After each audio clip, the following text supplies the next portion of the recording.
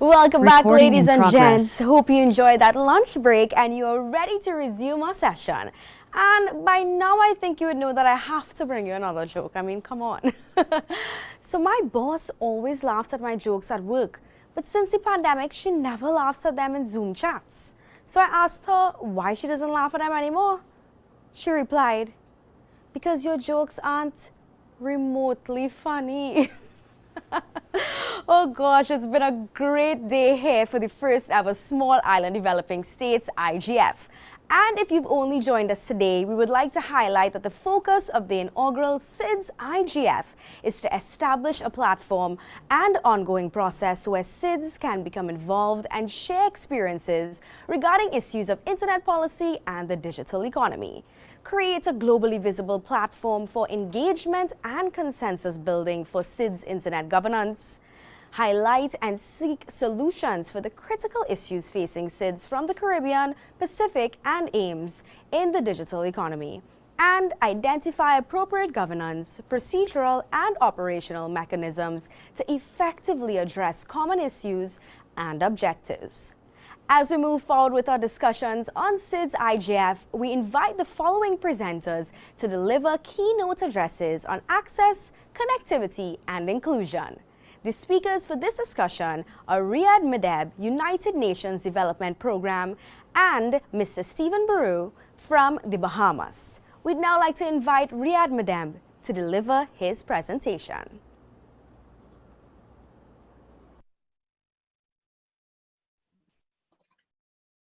Thank you very much. I'm going to share a PowerPoint.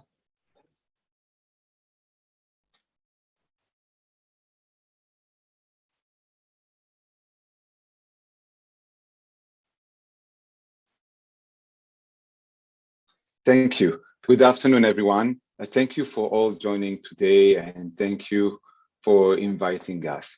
My name is Riad Meddeb. I'm the director of the UNDP Global Center on Technology, Innovation, and Sustainable Development in Singapore. And I am also the Senior Principal Advisor for Small Island Development in New York. So as we have heard over the past day or so, connectivity is fundamental to every single one of the Sustainable Development Goals.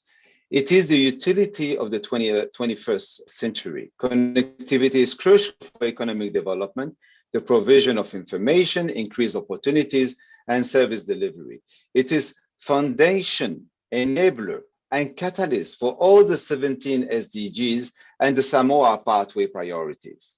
From the role of connectivity in improving education and healthcare to its role in supporting innovations to protect and improve lives below and above water, as well as the importance of inclusive connectivity in driving strong institutions and delivering useful and relevant public services, and its role in improving the strength and competitiveness of our countries.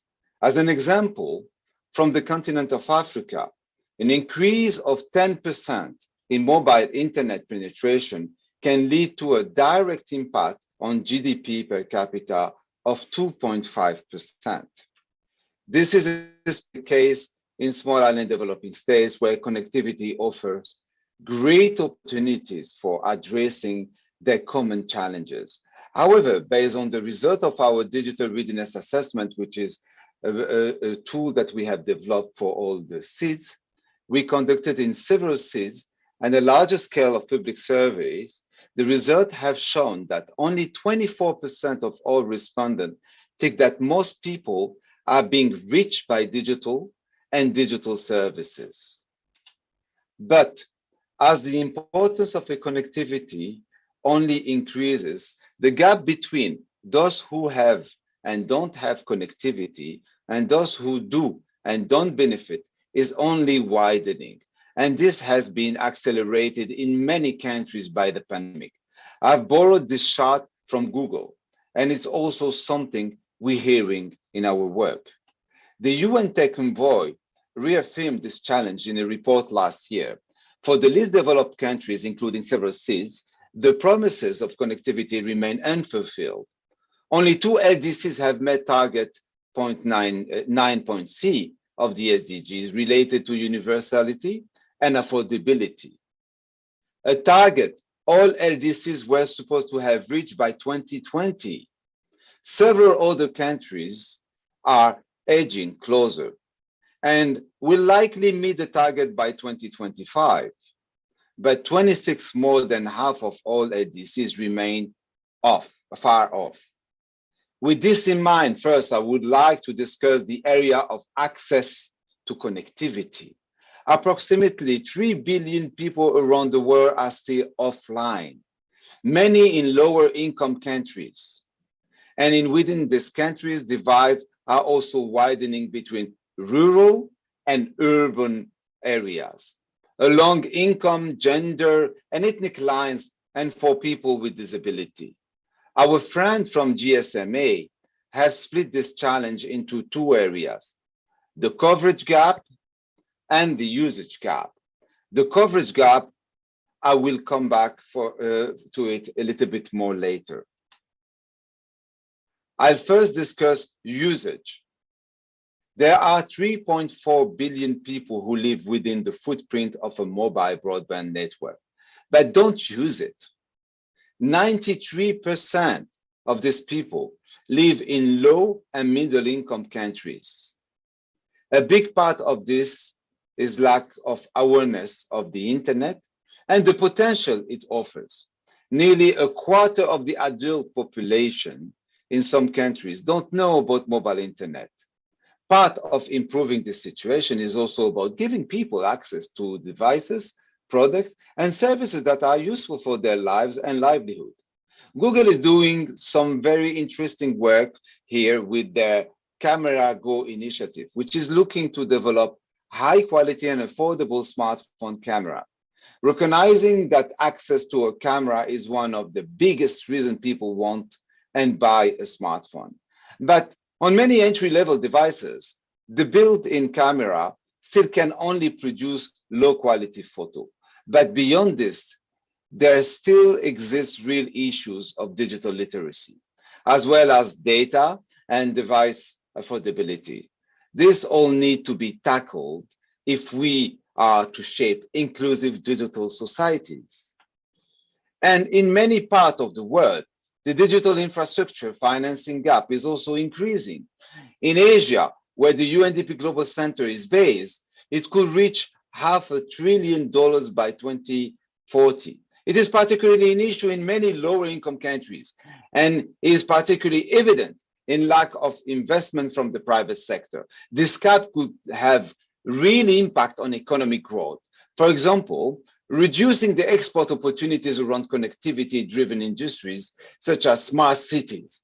I would also like to make a two broader point about access. First, access isn't linear, particularly in poorer households. And amongst women and girls, phone or internet devices can be lost or stolen or sold to pay for essential goods and bills.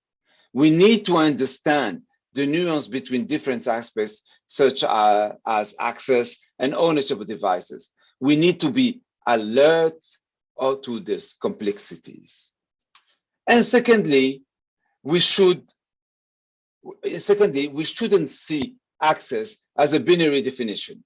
Whether people have access to connectivity or not, it is how connectivity is or isn't useful. Something I come back to a moment. Moving to connectivity, I like to unpack some of these areas in a bit more details. Outside of many cities, or even within some of them, the quality of connectivity can be highly variable. This is the concept of meaningful connectivity that I just touch upon. This is concept advocated by the Alliance for Affordable Internet. Access isn't enough. It is about delivering the experience that need to function in the digital economy, including with bandwidth-heavy activities such as remote working and education. This is another aspect of the nuance I mentioned earlier. While 2 in 3 people are now online according to the current definition of internet access, billions lack the meaningful connectivity they need to make the most of internet. This is This has a real impact. In a recent study by the Alliance, users with meaningful connectivity were around a third more likely to do essential activities online, like access healthcare, study, look for job, or participate to digital economy. The effort need to improve connectivity are significant. From policy to last mile delivery, there's some great work going in the space. In 2021, the internet exchange point in Haiti and Panama were strengthened, whilst in Papua Guinea, the island's first community network was established. We also need to focus on getting the basic right. There's no shortage of articles or insight about the 5G, but by 2025, 56% of the world will still be on a 4G connection. And further, 23 will be using 2G and 3G, and this is a reality in the SIDS. We need to be delivering experience that meet the needs and realities of citizens. This work may also require making the case for connectivity, particularly to rural communities where the benefit or potential of these technologies are less similar. Finally, last, but most certainly not least, I'd like to touch upon inclusion. As I have mentioned, there are real issues of exclusion in the context of connectivity. In fact, digital is fast becoming the global metric of both inclusion and exclusion. We see divides between and within countries, between rich and poor, urban and rural, and between genders, and between different islands in the same countries.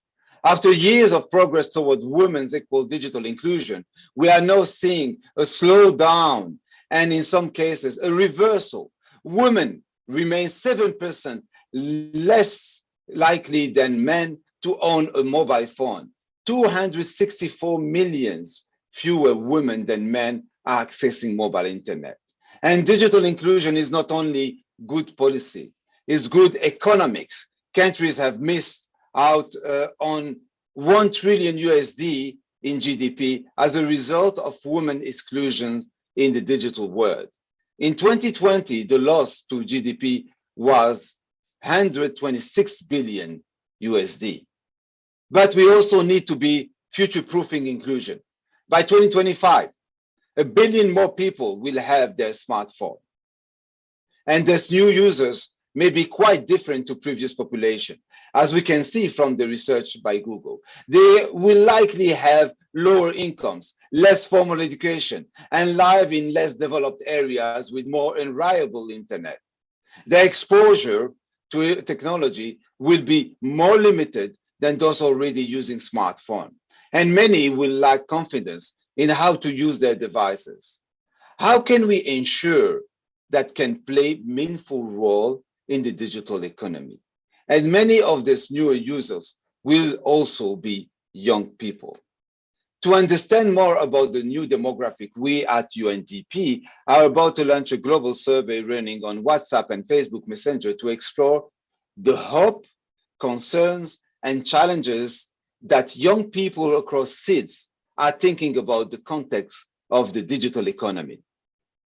One of my colleagues, Callum, is leading the work and would be delighted to hear from you all to support us in reaching as many young people as possible. His email address is in the screen, and there we will also be happy to set up a session with you all to share the findings of this work, probably toward the very end of this year.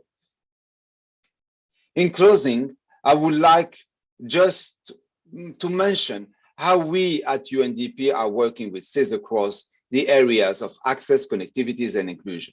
To drive access, an uptake of the internet and connectivity, we're building skills and ecosystem. This includes supporting innovators and entrepreneurs to develop and scale the product and services that will encourage community to get online. To try to close the usage gap, we are also working to improve data-driven decision-making, including exploring connectivity data to tackle key hotspot or coverage challenges. We just launched last week in Antigua during the IOSIS meeting, the largest data platform with machine learning for all the SIDS. In these areas of connectivity, we are working with government in order to shape policies and broader structure, from guiding around universal service funds to drafting model policies. For example, in my team has been working with the World Economic Forum to develop a model, Dig Once policy, to accelerate the rollout of connectivity. They are also about to start drafting an anchor tenancy policy to support government in making available public assets to host network infrastructure. And finally, all of our work is funded on a driven by inclusion. Here we're working on everything from comprehensive digital readiness assessment to developing national digital strategies to ensure that digital economy work for everyone. In UNDP, we have a digital strategy 2.0 already, and a huge team around the whole global policy network of UNDP. This work highlights the endemic challenge related to connectivity in many countries. There are fewer quicker wins. It is a complex and really multifaceted area. It is about policy, coverage, regulation, inclusion, public-private partnership, urban and rural. There's a lot to think about, but we are thinking about it, and we are doing it. I started by talking about the Sustainable Development Goals and how connectivity is essential for all the 17 SDGs. We can take another phrase from the 2030 Agenda. In delivering access, connectivity, and inclusion, we must leave no one behind. Thank you very much. Thank you so much, Riad. That was a truly engaging and informative presentation. We'd now like to invite Stephen Bureaux to take the floor. Thank you very much, distinguished participants to the inaugural Small Island Development States Internet Governance Forum. Thank you for joining us this afternoon, morning, wherever you are. And thank you to the Caribbean Telecommunications Union for inviting me to speak. My name is Stephen Bureaux. I'm currently the Deputy to the Director of the ITU's Telecommunication Development Bureau, but I'm here today as a candidate nominated by the Bahamas for election as the Director of the BDT and the ITU's Plenipotentiary Conference later this year, and as a former regulator in Trinidad and Tobago and in Bahamas, both small island developing states. It's been great to hear from Riad, who's done a fantastic job before me in discussing some of the key issues and statistics that underlie the need for us to connect the unconnected. And building on that foundation, I want to discuss this issue from the specific focus of why don't we already have meaningful connectivity and digital economies across our small island developing states. During this, I may get a little melodramatic and perhaps even depressing, but please bear with me as I talk about some of the issues that cause us to be where we are. We are rapidly developing, creating a digital world where technology is at the core of the interactions between people across the globe, and where it fuels the delivery of social, government, business, and individual services. 3 years ago, many businesses, governments, and individuals were skeptical, even totally dismissive of remote working, of homeschooling, and of all these other remote interactions that today have become as normal as any day in the office. Increasingly, people are opting to use technology as their way of interacting with the world on their terms, at their time, and at their convenience. Once enabled, that way of interacting is often cheaper, it's more environmentally friendly, it is more efficient, and definitely more convenient than our old ways of living and working. That is not to understate the importance of continued social interaction that's physical, and we may lament what we've lost, but the digital world undoubtedly can drive productivity and society to new heights. Of course, we were already on this path, and those on this call are ICT professionals who've been involved in development for some time. And we were already on this path to integration of digital technologies in our lives, long before COVID-19. But the pandemic served as an accelerator by essentially forcing everyone to adopt technologies to enable continued social and economic activity, and by demonstrating how many of the things we do can be facilitated by digital technologies to those who weren't among us. It's no longer a question of if we can create a digital world or whether we should move toward a digital world. That this digital world will be created regardless of our action or inaction. Companies, businesses, countries are moving more and more of their services to online only, as they seek to compete and to survive in increasingly competitive markets. Postal services are contracting, so without an email address, it's now virtually impossible to receive correspondence in some places. And our climate is calling for us to work in different ways.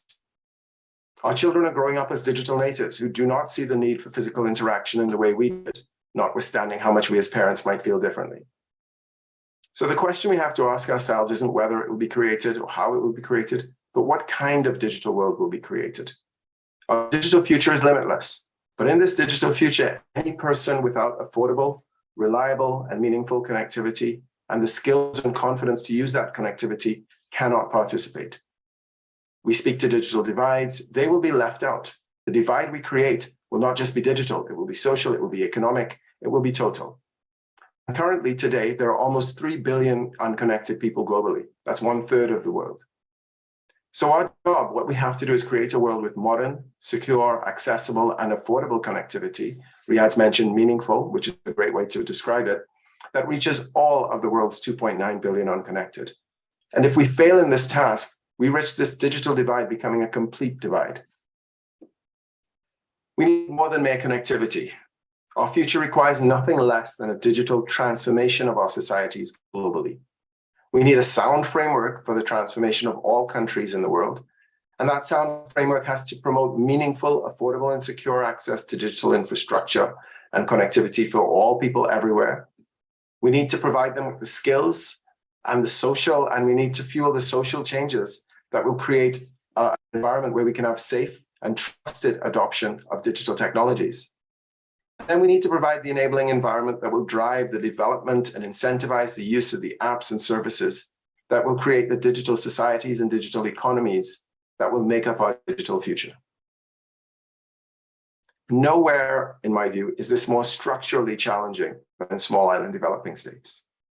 As a former regulator in 2 separate small island developing states, one archipelagic, or both archipelagic, but one more so than the other, I've viewed development now from a more global perspective and seen LDCs, LLDC issues, and we've worked as the BDT in virtually all of the LDCs, LLDCs, and SIDS globally. I believe that the problems faced by SIDS are drastically different even from other developing countries and have to be treated in that way. In the context of digital development, they may be the most difficult to overcome. It is in the name, small island developing states. Our small land masses and small populations have a severe adverse impact when you're looking at building ICT infrastructure. Inevitably, it means that the cost of ICT infrastructure is higher, often uneconomically so. And as a result, when you connect sometimes just a few thousand people on a small island, the return from each customer has to be disproportionately high to justify the expense. When you add the island nature to the size, it makes it even more of a challenge because these islands may be remote from any other large population center, and digital and the internet being what it is, you have to connect the island to the rest of the world. That also requires significant expense to cross the seas or oceans to get to our islands. Often, therefore, undersea fiber connectivity is prohibitive. This leaves islands reliant on satellite connectivity, which has traditionally been more expensive for development or delivery of fast broadband solutions, especially to small island populations, though it's noteworthy that in recent years, satellite connectivity has become much more feasible and in fact has taken up a huge role in things like disaster recovery and ensuring quick access to remote communities. In any event, it is expensive to connect to SID. If you add the impact of often frequent rebuilds of networks due to natural hazards such as hurricanes, floods, typhoons, tidal waves, the investment becomes even more difficult to justify for a commercial player. Because of this, even when services are delivered, people in SIDS are often accustomed to paying more for services that do not match those delivered in continental countries. So now let's throw developing into the mix, small island developing. This means that the economy in many cases is not an advanced, wealthy one where the population can all afford high prices. So very often, we have even lower internet usage, internet connectivity take-up, which means again that the price rises even higher because the operator has to get their money from even less customers. The ITU Global Connectivity Report 2022 notes that while the coverage gap is largely closed, and Riad mentioned, 95% of the world is within reach of a broadband network, 32% of the world is still not online. And this is most often due to a lack of affordability, with things like skills or lack of skills and just plain interest coming second, third. Noteworthy is that the same report shows that in the last 3 years, while internet usage increased significantly, affordability of internet access decreased. That is because of the impact of COVID-19 on economies and reduced revenues or reduced income for people. The internet became progressively or relatively more expensive, despite becoming more necessary and despite increasing in usage. One example of these costs, just to give an example from the Bahamas, when the build out of the second mobile network cost almost $200 million in initial build out and license costs, covering a country of only 400,000 people, with a subscriber base of two operators of maybe 350,000 total, and an average revenue per user of under $40 per month. The return on investment for these operators is a long-term affair. Comes 2018, Hurricane Dorian hits the Bahamas as a Category 5 storm, and it wipes out tens of millions, 2019, wipes out tens of millions of the network infrastructure in the country, particularly in 2 or 3 of our islands. And also impairs the economic ability of the customers in those islands to pay for their access for years. Hurricane season is an annual thing. So how difficult is it for an operator to justify reinvesting when the next hurricane could be right around the corner? In the Bahamas, government intervention is how we get past this. And it's estimated that half of the country's $10 billion in debt that was accrued between 2015 and 2019 can be directly attributed to 4 hurricanes that hit in those 5 years. I've mentioned natural hazards. However, the general impact of climate change is also greater on SIDS and coastal LDCs than on other developing countries. Investment in ICT infrastructure on an island that has not even been able to clarify how it can secure its future existence in the face of rising seas is a very difficult proposition, especially when overlaid on the already higher investment required per person covered. Even when connectivity is feasible and good, small populations create a challenge for digital transformation. While connectivity is an infrastructure matter, digital transformation is human. A country must have a core of experienced and educated people to fuel its digital transformation. Those people have to be in government to drive the enabling policy and regulatory framework. They have to bring government services online and teach the necessary skills to the rest of the population. They have to be in the private sector to develop the apps and services and create the economic conditions that create digital value. In a country with a total population sometimes in the tens of thousands, as it is in small island developing states, it's difficult to create and upskill the necessary critical mass of people to kickstart digital transformation. Not because you don't have smart people, but who's going to do their job when they leave to go to a workshop to learn about cybersecurity or AI? Another challenge we face is relatively poor aid funding. Compared to LDCs, SIDS are the beneficiary of a tiny level of international development aid. And historically, not much of international development aid goes to digital development because there has been a belief that this is something that should be left to markets. Okay, so I'm going to stop my doom and gloom presentation there. The problem of developing countries, any developing country, cannot be downplayed. And the need of LDCs and LDCs, of course, like SIDS, are significant. But I think it can be argued from a digital development perspective that SIDS deserve more attention than they are currently getting. For small island developing states, connectivity is critical for access to the rest of the world. In some countries, you can drive across a border, we can't. In archipelagic SIDS, it's even more so because day-to-day access, even within your country, requires connectivity. It's also, as I've mentioned, particularly difficult to achieve digital transformation due to our geographic and social realities. So what can we do? First, the international community needs to recognize that the digital development of small island developing states is a matter that needs tangible support. That support needs to be delivered financially, of course, but also in boots on the ground. It's not enough to deliver an online webinar or workshop, expect attendance from SIDS, or to facilitate training in Geneva, New York, or wherever the agency is based. We need development agencies to be on the ground so that you can deliver assistance to the country in one of the areas where they are most lacking, which is human resources. Support must expand from dealing individually with the different aspects of connectivity and digital to supporting countries, and Riad mentioned this, through their whole of their digital transformation. This will, of necessity, involve many partners and agencies providing coordinated support with a full understanding of the country's needs that builds a transformation that can cut across the whole society and bring the country into the digital future. As I've mentioned, the amount of funding available for aid to SIDS is small. So we need to identify new contributors. These can include digital companies, such as those with e-commerce and or other online focuses. It can include companies deriving benefits from broadband, multilateral development banks, corporate social responsibility funds, and philanthropic donors. Contributions can come in various forms, including investments and in-kind contributions, such as digital skills training. Digital, over the last 2 years, has gotten a new focus. So it's recently become a little easier to attract investment than it was in the days when digital was seen as a profitable business that did not need aid, or as a may-have. It's now seen almost as seriously as all the other must-have needs. And we also have strong arguments as to what happens when a country is, or a person, is left out of digital access in the face of something like a pandemic. So we can combine these issues. ITU BDT has worked on what we call a digital transformation wheel, which enables us to identify the needs of countries when combined with ITU's data and statistics, which we collect. And we also have started our Partner to Connect initiative, which creates a framework to bring together the right stakeholders, all stakeholders, to make the needed interventions in countries. We have a number of projects with UNDP and Riad's team. We have a number of projects with most UN agencies. And these are, and this is how we create digital transformation, by coming together. But it's not only the development agencies that need to come together.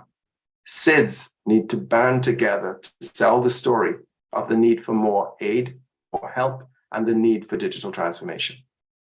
Climate change presents an opportunity as it's understood that assistance is needed.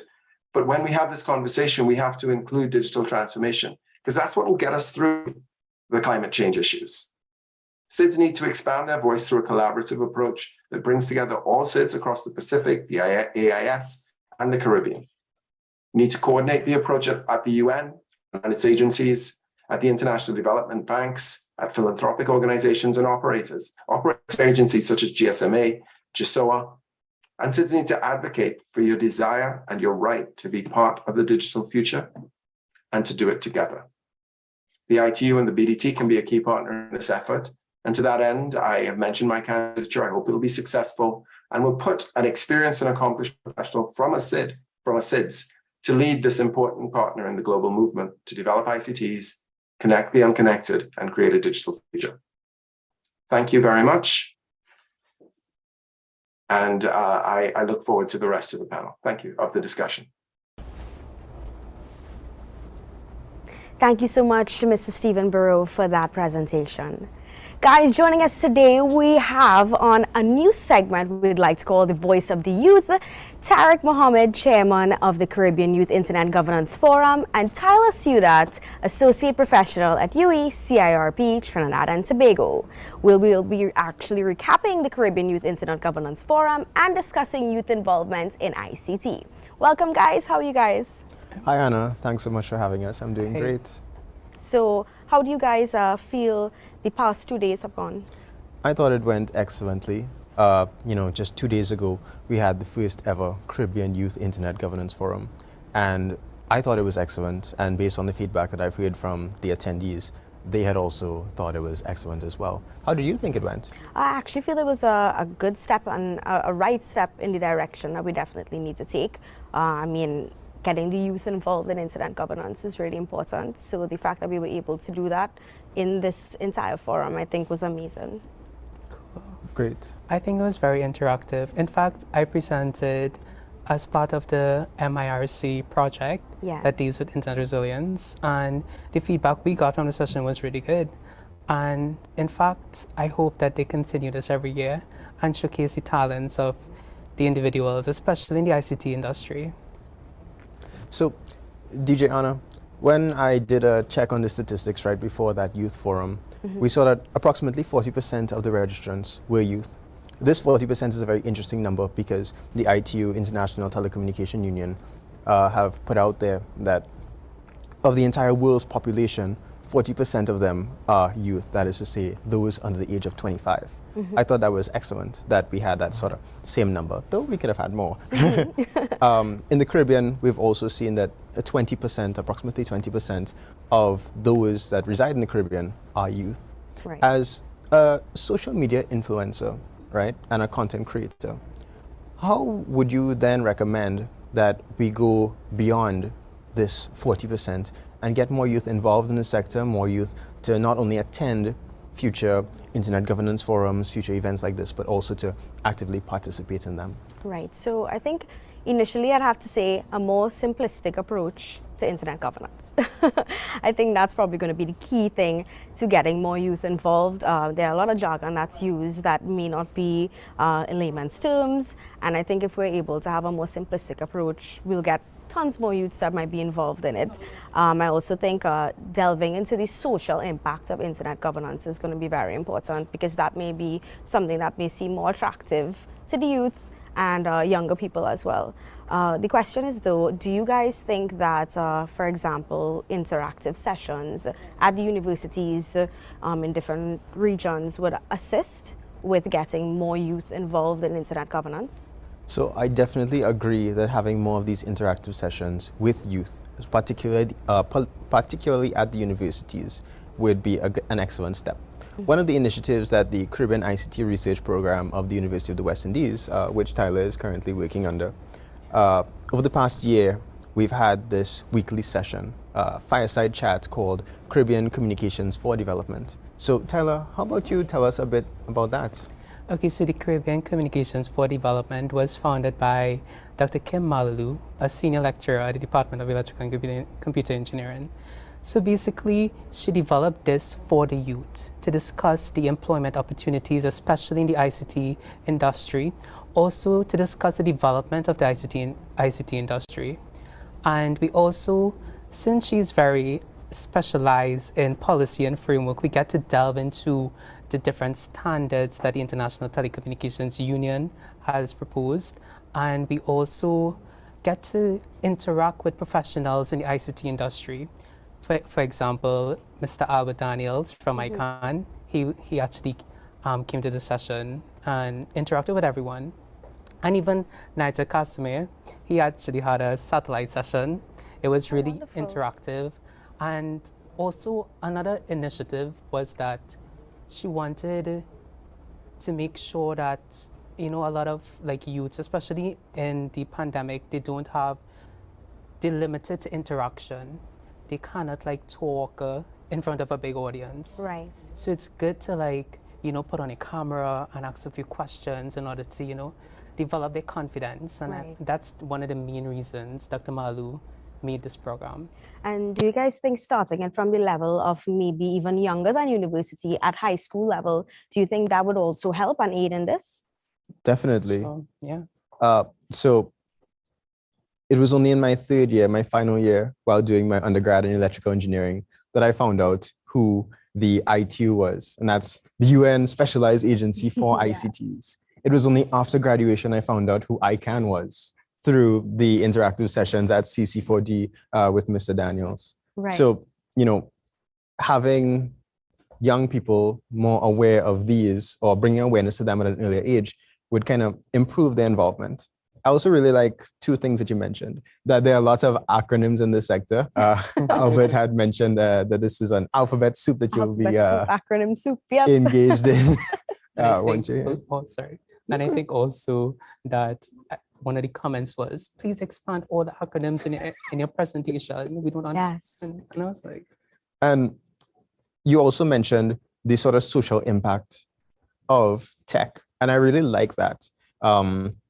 The work that I currently do for the ITU is under their development bureau, which looks not only at the engineering and technical side of things, but also the social aspects, the impacts that they have.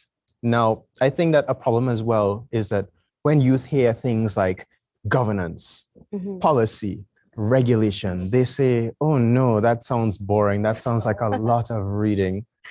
But really and truly, if youth make up 40% of the world, right, of the world's population, that is a significant chunk that we need to get involved in the decision-making into policy development. We need to have them involved in the conversation. Agreed. So, yeah.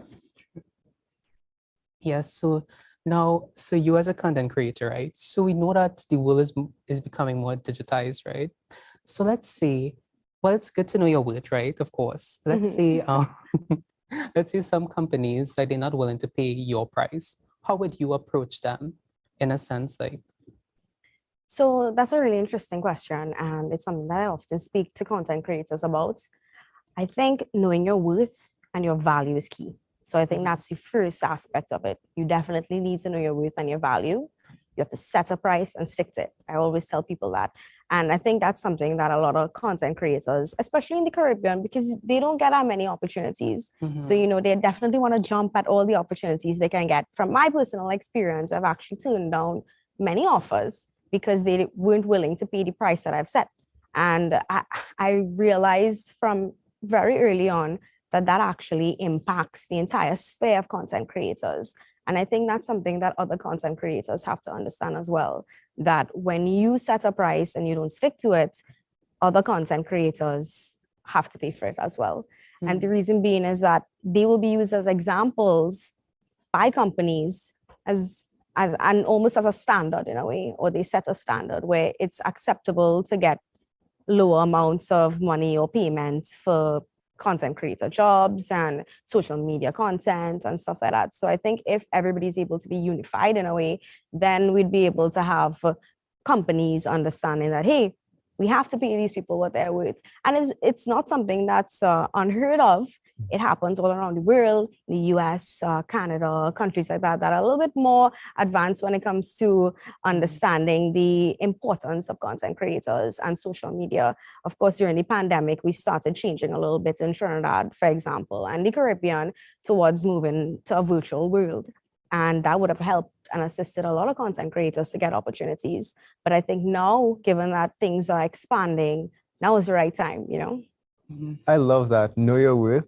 I love that you turned down offers that didn't meet your expectations, because I feel like a lot of people would, you know, somewhat bite the bullet and still go just to have that exposure. But I think your approach is excellent. Tyler? Yeah, I think so too, because there are a lot of little girls watching here who want to be content creators just like you. So hearing you say that and know that, okay, I'm going to stick to my price, it's just such a good example. Thanks. And the whole content creation, that's a really important part of it, because we are in the Caribbean. A lot of people, you know, I could talk to people from around the world, and sometimes I'll say I'm from Trinidad and Tobago, and they might know where that is. They'll say, where's that? And I say, oh, that's in the Caribbean. And they say, oh, in the Caribbean. So that is like a flag that we need to have more content creators, that we need to put out more content there and get that Caribbean identity out there, not just for the countries in Trinidad and Tobago, but for all of us, right? Yeah. And I really enjoyed the segment with you and Nia yesterday. You all talked a lot about that, a lot about youth involvement and a lot about content creation. And one of the key problems that you had mentioned was that we didn't have opportunities for monetization. So even if you are a content creator locally or in the Caribbean, you can't really make a sustainable living off of it because that monetization isn't there from Facebook, etc. So given that we are in this multi-stakeholder internet governance forum and that the CTU, Caribbean Telecommunications Union, is a big part of the region, right? The CTU looks at regional harmonization. What steps do you think perhaps the CTU could take to sort of close that gap and make a, you know, more accessible space for content creators? The interesting thing is that I think a lot of content creators in the Caribbean are unaware of their ability to monetize. And I think that's the first problem. As in, more content creators need to be aware of the fact that they can make a living off of their content creation. The average social media user, content creator in Trinidad, a lot of them do it, for example, for fun. As in, they just create content that they love, that's true to them, in their spare time, just with their friends, and they don't understand that there's quote unquote money to be made from this content. So I think kind of educating people, other content creators in the Caribbean, about monetization is going to be key first. And two, if there was a way for us to sort of have a unified organization for all of these content creators where they can come share ideas, talk about their challenges, issues. I think that would be key. That would be amazing if we'd be able to unify the entire Caribbean like that, and obviously involving the CTU. I think if the CTU is able to be the mediator between this unified organization and these platforms like Facebook, Instagram, YouTube, whatever, if we're able to have the CTU as, let's just say, a mediator between that organization and these platforms, that would be amazing. And I think that's kind of how we would find a proper balance, Yeah. Because again, a lot of the content, I consume an unhealthy amount of content every single day, scrolling through TikTok, wasting a lot of time sometimes. But the local content, as you're rightfully saying, a lot of people just make it for fun. Mm-hmm. I see, I go to the gym many times a week, and I just see people, making content, not necessarily to monetize or become that influencer, but, just to capture their journey. And I think that, that should be an avenue that you look at once you're making content. You try to see how to monetize it, not necessarily just for yourself, but for the Caribbean community. And I really like the idea of building that community to kind of work together and solve these problems. Yeah. And the interesting thing is you would see it's not something that's foreign, as in it's something that happens in other communities, as in you'd see groups of influencers or groups of social media creators in other countries or areas, even cities, towns, would unify and they would create content together. They would bridge networks that way. They'd be able to gain more followers, access to different companies that each other may have relationships with prior. And that really helps because that'll help build the industry, right? And then obviously you're able to talk to each other about, you spoke about the monetization of companies paying these content creators. You'd be able to talk about your rates. You'd be able to share that kind of information, things that you won't know because you're just seeing other content creators. If you're not able to have a chat with them, they're not your friends, how would you find out this information? There's no way at this point. You can't randomly message somebody and say, hey, how much do you charge? Mm-hmm. Unless you're a company, but which is really nice. Yeah, as in these platforms are now setting the trend. Mm-hmm. And music is a great example, as in songs that are viral on TikTok are now charting on the Billboard charts, on the worldwide Billboard charts, on the Hot 100 charts. True. Yeah. A lot of my current playlists are songs I just hear randomly on TikTok and they get stuck in my head. Yeah, so. And that's actually dictating the pace of people's favorite songs now. So it's interesting, right? That's true. So, well, in Trinidad, there are a lot of underserved areas where there's the kids, they don't have access to PCs or any kind of phones where they could access content. So now, how would you as a content creator try to navigate and somehow get their attention? How would you go about that? As in getting them to be involved in? Well, especially since of course they lack they lack, how to say it? They don't know a lot about technology, but how would you go about? I think there's a few things that we'd have to discuss when it comes to access to internet and just access to devices that are able to access the internet. In particular, I'd say something that I've noticed really helps is zero rating services. And that's basically subsidizing certain apps for usage. So let's just say WhatsApp, for example, if you just have a cell phone, and that's of course assuming that you have a device already, but just having the access to WhatsApp where you don't have to pay for data to be able to get it is something that is remarkable, right? And I think if that could be subsidized by advertising and more companies and cell phone providers, for example, or data providers, internet providers are able to do that, then we'd get more people having access to the internet, one, or at least the important apps. And obviously we have to talk about the aspect of reducing taxes because a lot of cell phone providers, internet providers, they refuse or they will think twice about setting up or developing more infrastructure. And it's because of the taxes. So if we're able to reduce taxes and give people that opportunity and companies that incentive, then we'll find more rural areas will have internet access or even stronger and better internet access. So I think that's going to be a must. And also getting more of the corporate world involved in sponsorship of devices.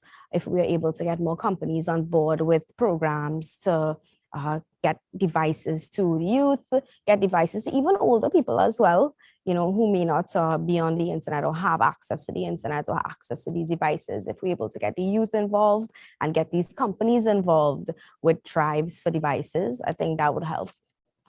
Oh, nice. Well, that's a good thing too, because notice like the internet, it's dynamic, right?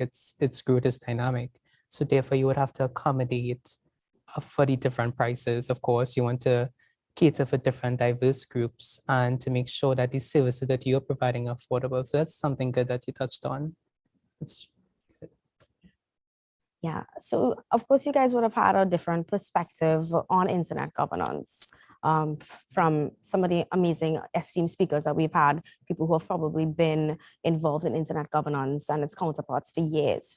But you guys as new ones up and coming into internet governance, what advice would you give to the youths that may want to follow in your footsteps from a youth perspective? I would say get involved, reach out to us, reach out and keep your eye out for all the initiatives that they are going on or that may be upcoming. I hope that this isn't the last Youth Internet Governance Forum and that this is just the start of something much more. There are also a number of opportunities. I remember Tyler had actually compiled a list of opportunities in the past in internet governance. Basically, these different internet organizations such as Internet Society, ISOC, we also have RN and also ICANN. They have fellowship programs where, again, ICT students could be able to, voice their ideas on their projects, and it could reach at a much more like a international level. So again, it's really broadcasting the ICT talents of the youths in the Caribbean. And there's also this yearly sort of mentorship competition research drive called Lideris. I remember last year, some of my colleagues on my team had applied and had gotten a grant. And actually the mentor for that was Mr. Cassimire, the Deputy Secretary of the CTU. And they were able to, through his mentorship, through the mentorship of the University of the West Indies, work on a project over a few months, get that experience in the whole ICT sphere, network and interact and interview key players, not just from Trinidad and Tobago, but in the wider Caribbean. So you get not only the technical skills, the soft skills, but you also get that whole networking aspect of it. So actually, Mr. Rodney Taylor, when I met him in Rwanda, right before WTDC, he had told us how many opportunities there are out there. There's so many opportunities that, we just don't see. So I guess for youth, it would be, the advice I would have is to, if you're interested in the sector, keep looking, network, engage with the professionals in the sector. Who knows, maybe they might come across opportunities and share it with you and, or share it with somebody that who can then share it with you. So that way you would have access to the opportunities, you'd be able to engage, interact, and get involved. Right. And of course, as well, if there's CC40 events happening, of course, in this semester, we will broadcast it in our SIP, Caribbean ICT Research Program Twitter page, as well as we have a mailing list, so you can hit me up at tyler.sudat@my.ue.edu. Yeah, so Tyler was actually really involved. He led essentially over the past year the coordination of this CC4D fireside chat discussions. And as he mentioned, it's not just one topic we look at. We don't only look at, say, satellites. We look at internet governance. We had the IORGs come in and chat with us. We had Michelle Marius, who was on Wednesday's panel from ICT Pulse. She came in and shared her journey. And it's really for youth, a safe space where these students and these young professionals could come in and engage with professionals in the sector, these seasoned veterans, and feel comfortable enough to ask your questions, get your feedback, engage and interact, and sort of build that network and build this community. Right.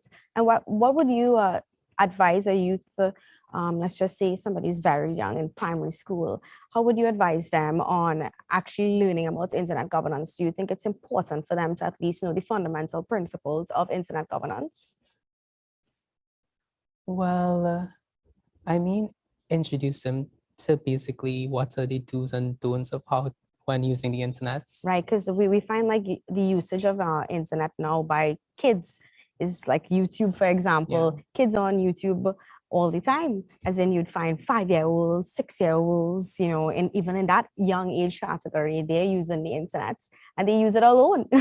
You would see some of them using YouTube, I'm sure TikTok now too. But would you advise that they know about internet governance, or at least the principles of safety for internet usage? Yeah, the principles of safety of internet usage. Again, we cannot really control what content the internet, what is put on the internet. So of course, you know, well, teaching them about the guidelines, how to, you know, and of course, there's also safety features and thing in Google that, you know, you could put on safety modes. So yeah, so I guess educate parents. It's not just the students in primary school, but their parents as well, because really and truly, children at that young age, yeah, they'll be on devices, on YouTube, as you said, on TikTok, but online safety is a big thing. And it isn't just for the children to know what to and not to do, because the children, their parents need to be involved in it as well. So an outreach to the parents and teach them as well the do's and don'ts and how to properly supervise your child and ensure that their use of technology is done in a safe manner is a critical part of it. And if you had the opportunity to speak to some of these platforms and these apps directly, would you like them to implement some more parental guides or safety guides for their kids on using these apps or platforms? I think that's a somewhat of a tricky question, because the app could go as far as they want in terms of putting the content out there, the guidelines, the recommendations, but really and truly, what you also need to consider for are the users. Even though there are all of these contents, all these tutorials out there, would the users really use them? So I think that a really critical assessment of how one would do that is needed in order to create proper tutorials, proper guidelines on how to use the app safely. Agreed, yes. I could give you an example. I saw recently, I think it was on NBC, that Snapchat has decided to implement a parental control or parental guidance feature due to the death of one of its users based on, I guess, bullying through chat. And they were saying it's basically a feature where parents would be able to monitor the chats, monitor the snaps that are sent through Snapchat. Do you think something like that could be effective, or do you think that kids would find a way around it? Well, knowing this generation of kids, they seem to know all the tricks. But I mean, one good thing I think is a good idea. I don't know, but how about if we have like a YouTube Kids that only show like videos that are based on like for like kids' age, instead of, you know, just allowing them to just go there and find things for themselves and they find the wrong things. So, you know. So having, but like then that, again with TikTok too, right? Anything could just pop up, any video, which is scary as well. Yeah. And I'm sure a lot of people out there would know sometimes you find yourself going down a hole of content on YouTube with suggested videos that just keep going and going and going, and you start with one piece of content and end up in a totally different place. Guilty. Well, thank you guys so much. Special love to you guys, Tariq, and of course, Tyler, for joining us and having this youth discussion. It was really informative. So thank you guys. And I really appreciated the small talk. Thanks for having us. Yes. Okay, guys, let's head for a quick coffee break. Just a reminder, the Word Scramble prize is still up for grabs. Click on the Partners tab at the top of the page and you'll find 2 sub-tabs titled Internet Governance Forum and Partners. The virtual booths located in these tabs give information on the IGF IGFs hosted this week and their partners. Hidden in these booths are the letters to form the word. Once you have collected all the letters, head on over to the engagement page to submit the word in the Word Scramble contest. Be the first to submit the word in the Word Scramble contest to win US $50 Amazon gift card. Yes. So this game is actually going to be open shortly, but only for 10 minutes. I know you don't need more time than that, but good luck. We'll be right back here on your SIDS-IGF.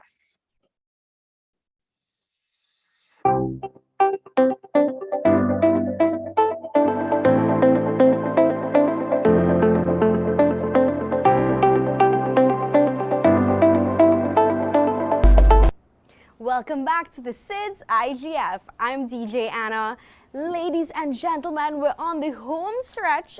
We will now explore issues surrounding SIDS-IGF access, connectivity, and inclusion. On this panel, we have Georgina Naigulevu from Fiji, Sarai Tevita Faleupolu from Samoa, Winifred Kula Amini from Papua New Guinea, and Teresa Horesova from Geneva. We now turn it over to Letitia Masaea, who will moderate this panel.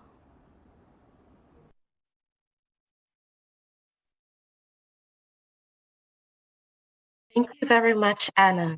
As Anna, I'm from the Solomon Islands. I work for the Foreign Fisheries Agency and excited to be part of the first SIDS-IGF event representing the Pacific Islands chapter of the Internet Society that I volunteer for.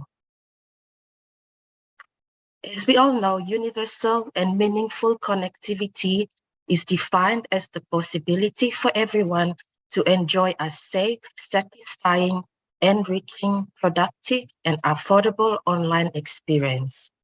Over the past decade, and as previous speakers have mentioned, the number of Internet users have significantly increased, but not everybody have access to the Internet.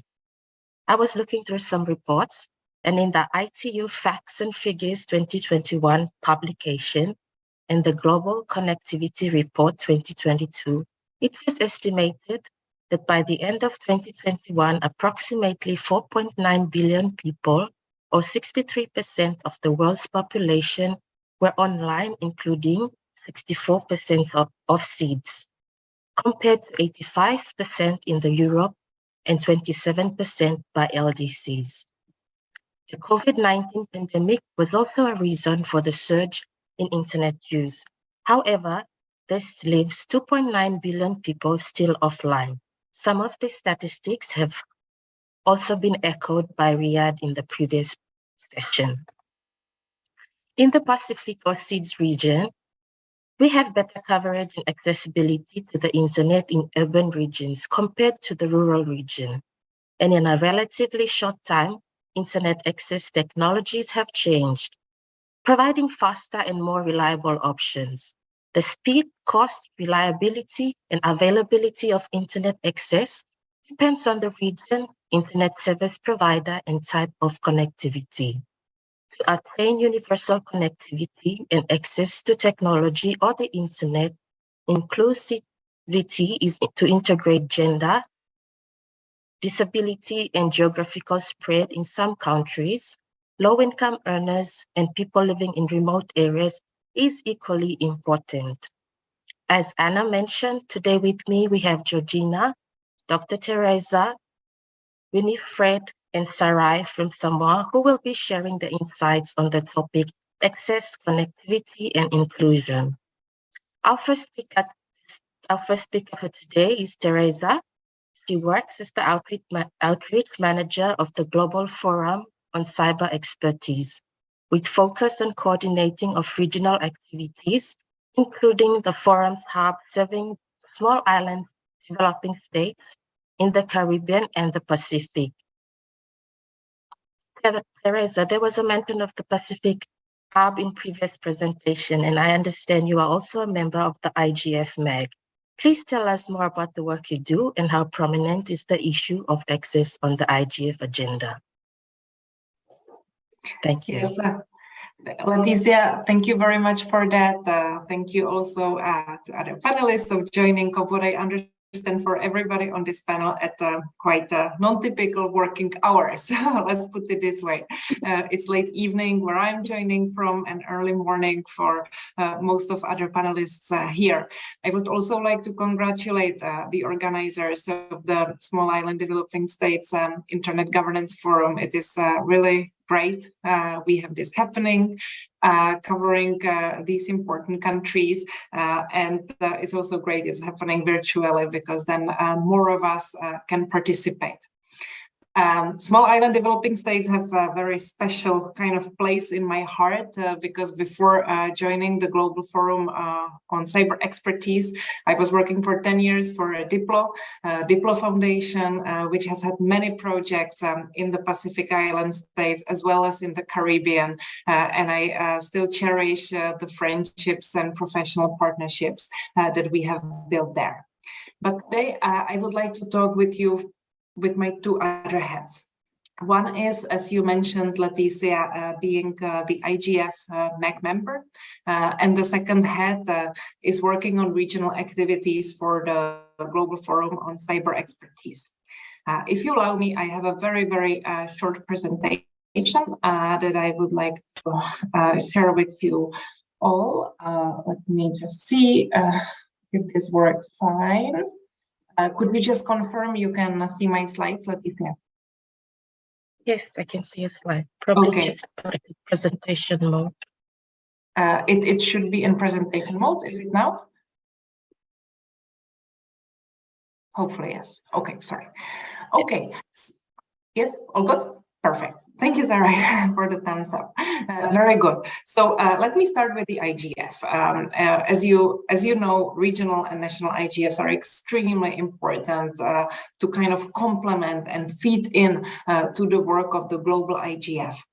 And as an important kind of tasks of any MAC members is to actually prepare for the global IGF, kind of help shape the program, and also evaluate all the workshop proposals that are coming in. I would like to give you a little bit of an update of where we are.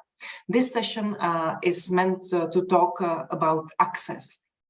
And one of the main 5 IGF themes for this year is indeed related to access, entitled in the IGF lingo as connecting all people and safeguarding human rights.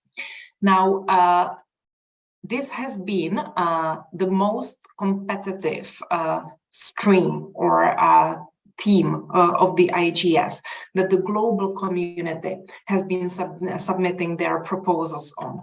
So that I think also speaks about how important this is for felt in the community and for the agenda of the global IGF.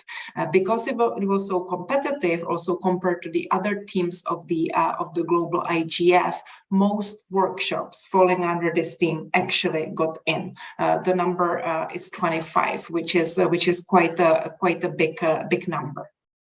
What I think is also ahead of us as a great opportunity is that in the coming weeks, the MAC will be charged to work on the main sessions. And each team of the IGF has a corresponding main session.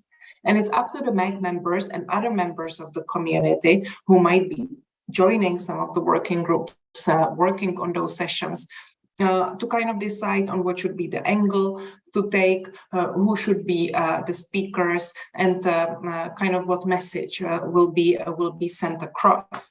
And I take it as a kind of an invitation that we might be trying to bring in the SIDS dimension. I encourage not only the current MAC members who are from small island developing states, and I will get to that later, but also other members of the community who are already involved or want to get more involved in the IGF to consider joining actually one of the teams and shaping what the global IGF will bring to the table. I will now jump on the MAC composition, which is kind of at the bottom of this slide, because I just brought it up. MAC members are appointed by the UN Secretary General based on a nomination. And obviously, because this is a UN undertaking, there are quite important criteria that need to be taken into account on the kind of regional balance, gender balance, stakeholder balance, and similar. That is quite obviously favorable for representation of countries like small island developing states. But at this moment, there are only kind of few members from these countries on the MAG: Bahamas, Comoros, Fiji, and Tuvalu. On the 5th of September, so just a few days from now, there will be the deadline for nominations for a new MAG member. So always one part of the MAG kind of rotates. And I encourage those of you listening to this session to maybe consider nominating somebody from your communities for this function. I also want to make a note, because we are just a few days after the announcement of the IGF leadership panel, which would kind of bring the IGF at the level of attention of high-level policy global leaders, that for that there is no representation from any small island developing states. But this is a very small body, so in this case maybe it is not as shocking and surprising. So that's on the IGF, and then obviously if there are any questions or ideas, I would be happy to talk about it later. Now, taking off my MAG hat, IGF MAG hat, and going a little bit more to my current work at the Global Forum on Cyber Expertise. So it is a forum, a platform that unites over 170 members and partners with many governments, but also other stakeholders being part of the community. The main idea is to kind of assist in more efficient coordination of cyber capacity building efforts. And the forum has been very active in regions of the world. But what we started feeling is a necessity is that it is not appropriate that from the Netherlands, where the forum is located, kind of there would be work conducted to all global regions, because we need to be much more sensitive to the very specific needs of various regions. And we feel that there is a need for real presence in these regions. And that is why we have kind of started planning in various stages of development, establishing of real hubs in 4 of global regions: Africa, Southeast Asia, and what is of particular interest, I hope, for the audience of this panel is one in the Pacific Island states and one in Latin America and the Caribbean. So these are 2 hubs that are already in existence, and we hope that some more dedicated regional focused activities will really make a difference. From the current members, as when it comes to governments of the GFC, I have noted which are already members of the platform: Dominican Republic, Mauritius, and PNG.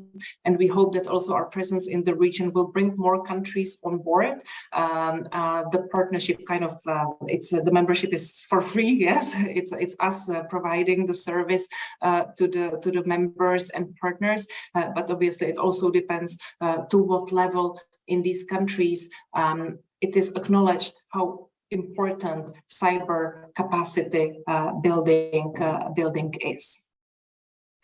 Now, one event that I would like to bring to your attention for our Latin American Caribbean hub is on the 18th of November during the Cyber Festival in the Dominican Republic. We will have a regional meeting, so really a meeting specifically targeted to discuss cyber capacity building priorities for the region of Latin America and the Caribbean.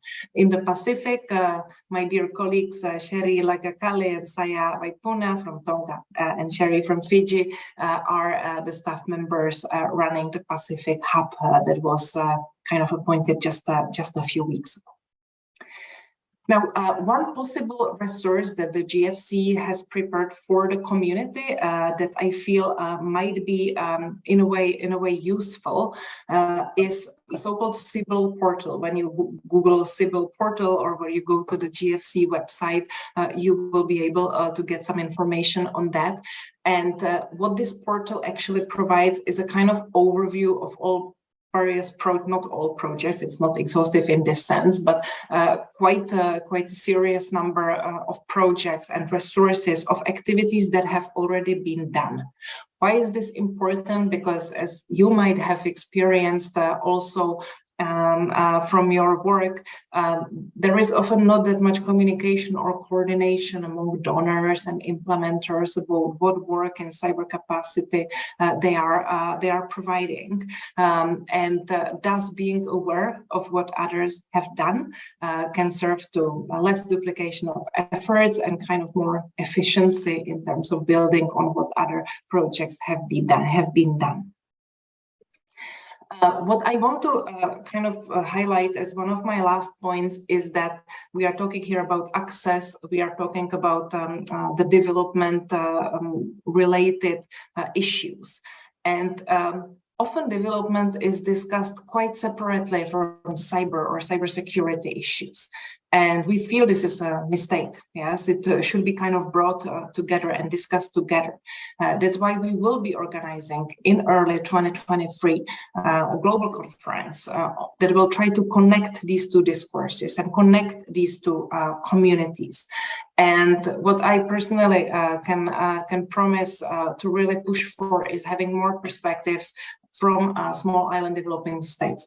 That there will be a focus on the global south countries is absolutely without doubt. But we hope also, thanks to our work in the hubs, that we will bring much more SIDS perspective there. I have named some of these pillars of the conference here, but I really hope that the community also attending this SIDS-IGF will kind of pay close attention to the preparations and of course hopefully participate. I will stop here because my time has kind of passed. I'm really looking forward to the inputs, of course, from you, Letitia, leading this discussion, and other panelists, and to the discussion at the end. At this point, thank you very much.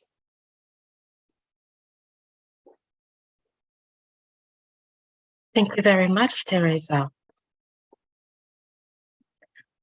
Our next speaker is Winifred Kula, joining us from Papua New Guinea, who has been in several executive and consulting roles in business innovation, project management, and software engineering.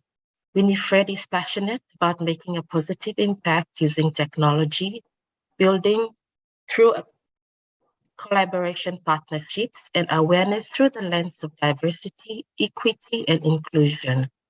And through a collaboration with global software engineering researchers, recently published an academic paper. Let's hear more from you, Winnie. Thank you. Good morning. Can you hear me? Okay. All right. Good morning from Papua New Guinea, and good afternoon to all of you in the Caribbean. Thank you so much for this opportunity. I'm so grateful to be part of the first Small Island Development States Forum, IGF. In terms of my presentation or insights, I'm just going to give a brief rundown on the context of the Papua New Guinea economy, and then talk about some of the challenges in relation to our infrastructure and contextualizing the internet costs, and then talk about some challenges related to education and trust.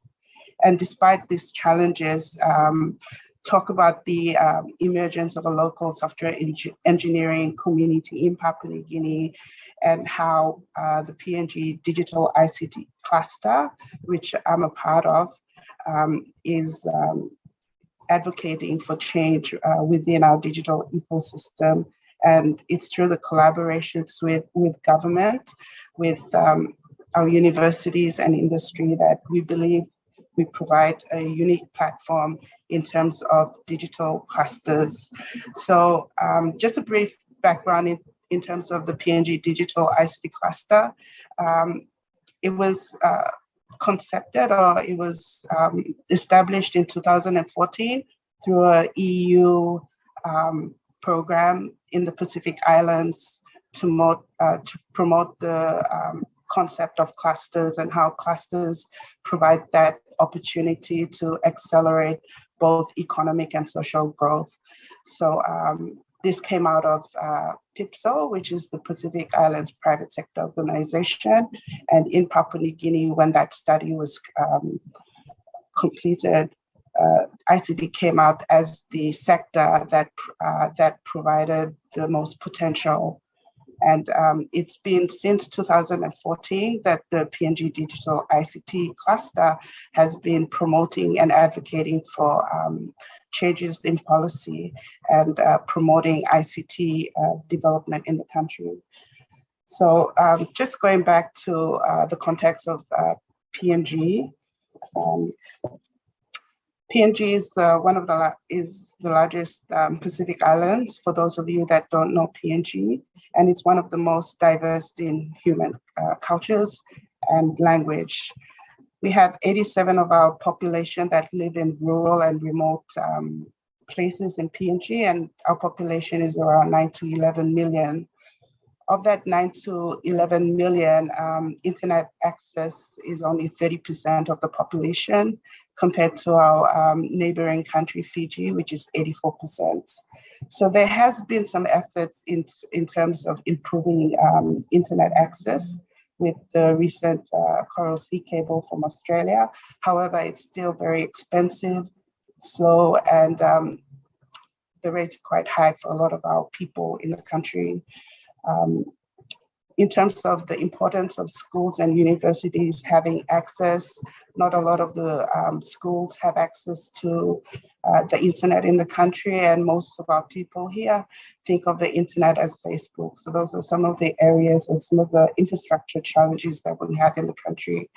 In terms of contextualizing the internet cost, based on our study in the academic paper and some of the research that was done by some of the global software engineers, our lower middle income class poverty line is around 325 kina per month, according to the World Bank. So in terms of like 30 gigabytes for 30 days, that's already the cost of 46% of that monthly income for a lot of our people in that lower middle income bracket. In terms of education and trust, I graduated from the computer science program in 2000. And one of the challenges that we've had since then, that's roughly around 20 years ago, is that the curriculum has not been updated. And that is the issue that we've been kind of challenged by. So part of us advocating is trying to make sure that the schools and the university curriculum is actually in par with what industry is using, or what practitioners are using. So getting that balance is a challenge. And in terms of trusting local entrepreneurs or local content creators, part of the issue of that education and trust is that because there's not a lot of local talent that's been out there in terms of promoting their career paths or promoting their entrepreneurship ventures, part of that issue is because it's not there, it hasn't been fostered. We still have that dependency of looking out to procure software or procure digital marketers or how should I put it, digital marketing or marketing efforts.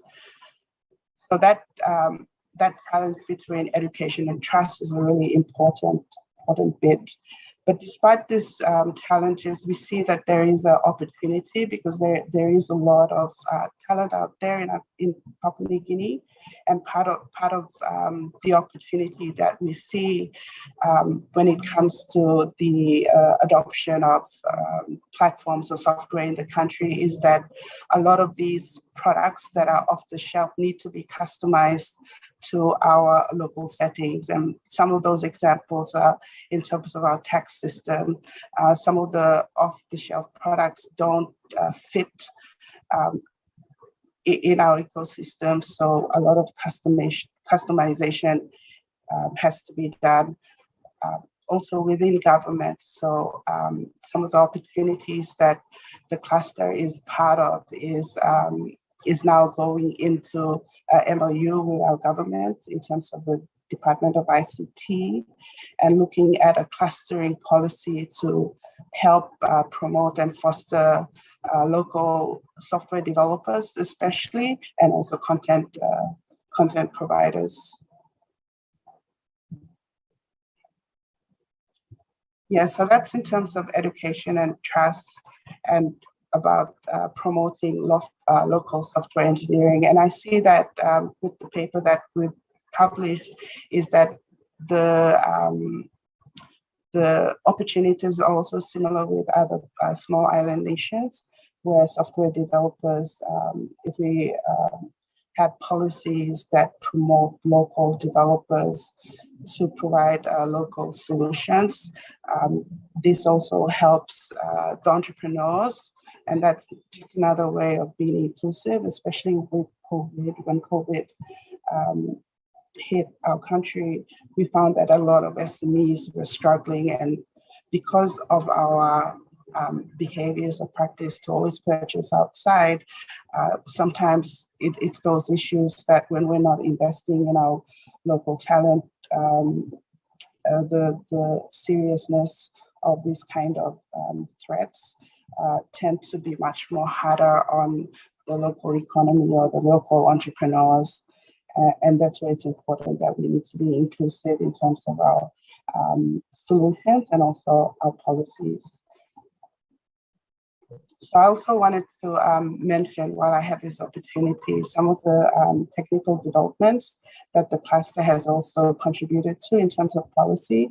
And the two biggest ones has been the contribution to the Electronic Transmission Act, where a lot of the foundational policies to promote internet usage or more e-commerce within the country requires legislation. So the ETA was passed in Parliament. I think that was in 2020. Yes, sorry, can we just go back? And in terms of the Digital Government Act, that was also passed in government.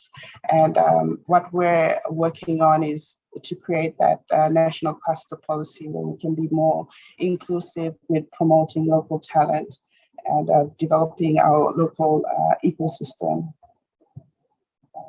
Also, in terms of the work that we do to support women and youth in the internet economy, we run annually Tech Innovate conferences, and we launched our first hackathon into 2020 as well, where we work with youths to help them in terms of identifying problems that are related to the UN SDG goals and looking at innovative solutions. So teaching them how to identify a problem and how to pitch. We also within the country, we don't have that very investment culture. We don't have business angels. So in terms of venture capital, that is very limited. So the behaviors of our entrepreneurs is really dependent on family and friends for investment or getting a loan. And most times, a lot of our startups or SMEs just don't qualify to be able to secure a loan.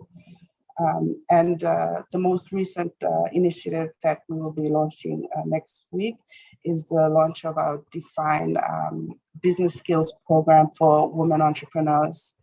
So the DEFINE initiative means it stands for Developing Financial Markets for Enterprises in the Pacific Islands.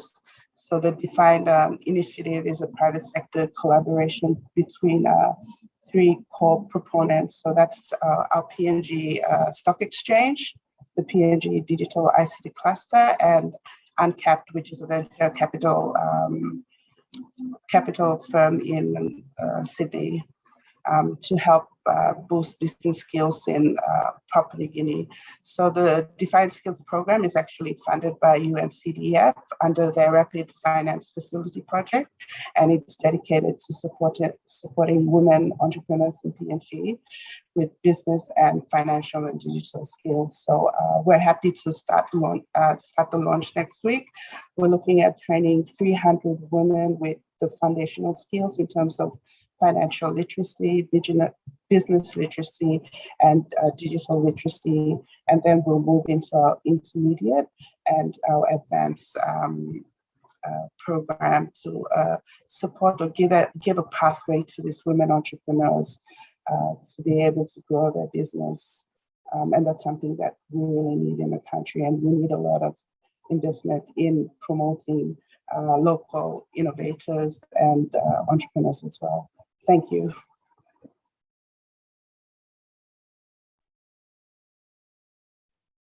Thank you so much, Winifred. Our next speaker is Georgina Naigulevu, joining us from Fiji. She previously served as Senior Manager at the HFC Bank, where she oversaw applications, projects, and innovation. Georgina co-founded the Mobile Me Mapathon app, a community project in partnership with the Fiji Disabled People's Federation. She is currently the Project Manager, Digital and Health Information with the Australian Government's Fiji Program Support Facility. According to WHO, the three main core areas of e-health are delivery of health information for health professionals and health consumers through the internet and telecommunications. Welcome, Georgina, and let's hear more from you with your involvement on digital health and information.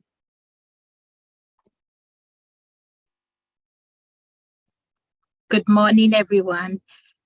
And thank you so much, Leti. Greetings to you all from Fiji. It is an honor and a blessing here to share my local story, which I only hope and pray has meaningful impact that would be useful to answering your questions raised today. As I reflect and appreciate the global technological advancements that have happened with regards to the growth of the internet and its governance over the years, the internet has become a critical infrastructure to our global health sector.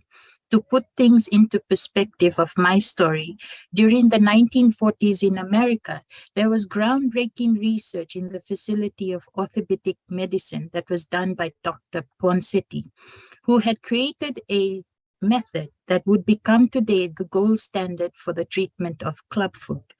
For those of you who do not know what clubfoot means, clubfoot is a common birth defect of a baby's foot.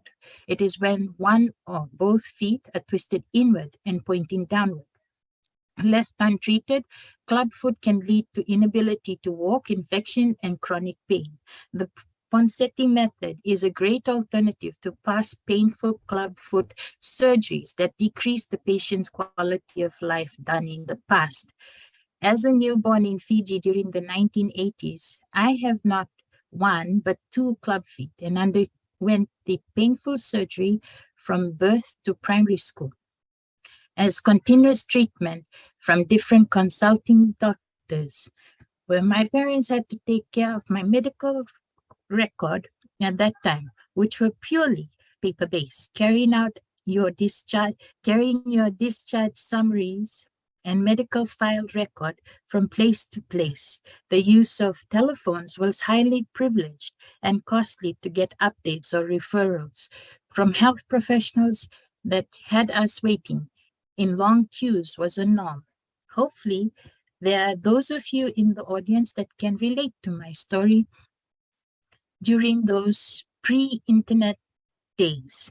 Fiji, as a SIDS nation, has a diversity of cultures and maritime islands. During Early 2000, I lived in my remote native island, Rutuma, which would take you 3 days to travel by boat to the north of Fiji, and medical supplies shipped would be around once in every 2 to 3 months. I did not have proper footwear. That as much as I enjoyed the feeling of sand and sea, the scars from scrapes against stone and coral cuts had me rely on traditional medicine from my community as a primary care for my immediate needs. This reliance, due to lack of supplies, also may be relevant to rural remote areas in SIDS. 2004, Fiji went to broadband, and the growth of interest in mobile phones as well as internet increased. It was my best time as a young IT enthusiast in computing science and information systems to learn and develop software as well as to grow in the ICT career. Present day, thanks to advances in medicine and technology, most cases of clubfoot are easily treatable without surgery. In Fiji, I can see early detection and improved care of newborns with clubfoot being treated with the Ponseti method, which is a great improvement with the onset of the internet and collaboration. Seeing the checkups now and referrals of continuum of care and rehabilitation that are monitored by doctors, nurses, community health workers to keep track of appointments that are either printed out or digitally stored. We are still yet in that phase here in Fiji where we still keep paper copies. There are also innovative assistive devices now for the different types of disability, which is what one of the projects that I have always been passionate about is around assistive technology and ensuring that we are able to have a better quality of life. Since the onset of internet, a wealth of information online to help doctors, clinicians, researchers collaborate and innovate together for better patient care and public health. The use of electronic exchanges by email, instant messaging, and dialogues that happen now reduce those waiting times in the corridors are better than before. However, there are still rooms for more improvement. Yes, e-health is the cost-effective and secure way of ICT in support of health and health-related fields. However, I'd like to draw your attention to digital health, which expands the concept of e-health to include digital consumers with a wider range of smart and connected devices. It also encompasses other uses of digital technologies for health, such as the Internet of Things, advanced computing, big data analytics, artificial intelligence, including machine learning and robotics. Digital health is understood to mean the field of knowledge and practice associated with the development and use of digital technologies to improve health. With such well-defined definitions, and in the event of the pandemic, which has served as an accelerator for digital, I feel that it is still deepened the digital divide amongst us on access, connectivity, and inclusion. The bandwidth of activities required for the digital economy for SIDS vary depending on the digital infrastructure, investment, and financing for healthcare. Quality of connectivity is critical as a backbone for a number of industries, including healthcare. There is a thirst for data-driven decision-making that helps not only researchers, but epidemiologists that study outbreaks of diseases, the causes, locations, and how various communities are affected, utilizing relevant information to aid in the prevention of future outbreaks. This is what we are facing today, and the important role of what digital has done to make sure that we are able to coordinate better. The work that I do in Fiji is working closely toward the development of a national digital health strategy for the next 5 years. And being part of this consultative process and understanding the current state to help map out what the needs are for digital future in healthcare. I just would like to share with you and highlight some of the important work that was done by WHO and ITO when they developed in 2012 the National E-Health Strategy Toolkit, which is an expert practical guide that provides governments, their ministries, and stakeholders with solid foundation and methods for the development and implementation of a national e-health vision, action plan, and monitoring framework. I would advocate and encourage all countries, regardless of their level of development, to adopt those toolkits for your own circumstances. And also in the recent 2020 at the World Health Assembly, there was an adoption of the WHO Global Strategy on Digital Health for 2020 to 2025 to present the roadmap to link the latest developments in innovation in digital health and put these tools in action to improve health outcomes. However, in Fiji, we still have those challenges in terms of the workforce and the understanding around digital health and the ICT fraternity to ensure that we are well provisioned with the expertise and the capability to service the health sector.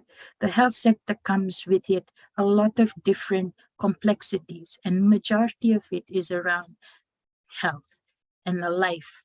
So, for example, just to give you an example, the interoperability of your medical devices to your main electronic medical health record to be able to provision and treat patients as they are being diagnosed, or as you're viewing a image of an X-ray. In the middle of it, you have the ICT professional who has to have the skill sets in networking, but more specialized in the IP addressing to make sure that all the medical devices are well connected and that they understand the network topology of how things are placed, and that when there are issues that they are able to fix those things. This is something that we don't have much capability here in Fiji, but I think with a lot more partnerships and a lot more advocacy in digital health to improve the workforce requirement and to also look at not simplifying the fact of ICT, but to also do a deep dive into the different abilities or different local talents that we could encourage in terms of sustaining our healthcare system. Because as you know, we are hit with a big pandemic, but we are also hit with a lot of loss of skill sets, as well as trying to struggle to make sure that we are able to deliver healthcare to the best of our abilities. So I think that is what I can share personally, and I hope it has been of impact to you, and happy to answer any questions at the end of the presentation. Thank you so much for this time. Thank you so much, Gina, and good to hear from you about digital health. Our next speaker is Sarai Faleupolu Tevita, joining us from Samoa. Sarai is the Information Communication Technology Director at the University of Samoa and is also an active member of the Samoa Information Technology Association. You will know that Samoa was one of the Pacific countries that recently had community transmission of the COVID-19 pandemic, which has affected day-to-day living and the way students access education. Sarai, please tell us more about this, and welcome to our session today. Hello? Can you hear me? Okay. Thanks, Talo Falava from Samoa, and greetings to you all. Thanks for inviting me to participate in this panel. Thanks, Leti and the team. as well as part of this first SIDS-IGF virtual conference. For my presentation this morning, according to the question that has been given to me, is the effects of the recent pandemic to education in terms of access, connectivity, and inclusion during the post and COVID-19. Prior to the pandemic, I think this applies to all the nations, especially there's still a lack of access to the internet. That didn't necessarily prevent children from receiving an education, both able and those with special needs. But since COVID-19 upended education systems across the globe, the link between schools and personal connectivity to quality education is increased in terms of accessibility. But the quality of connectivity and affordability is still the same problem here in the Pacific Islands. So during the COVID-19 pandemic, about 1.6 billion children globally were affected by school closures. I quoted that from the World Economic Forum. So during this time, during the lockdown, there was totally a shift of ways the educators, how to deliver and engage with their students, as well as colleagues within the education sector to their stakeholders and vice versa. The context has opened opportunities and it brought challenges as well during this time of hardship. We have noticed from our technical team, because we were providing the support to our university, to our students, both students and staff.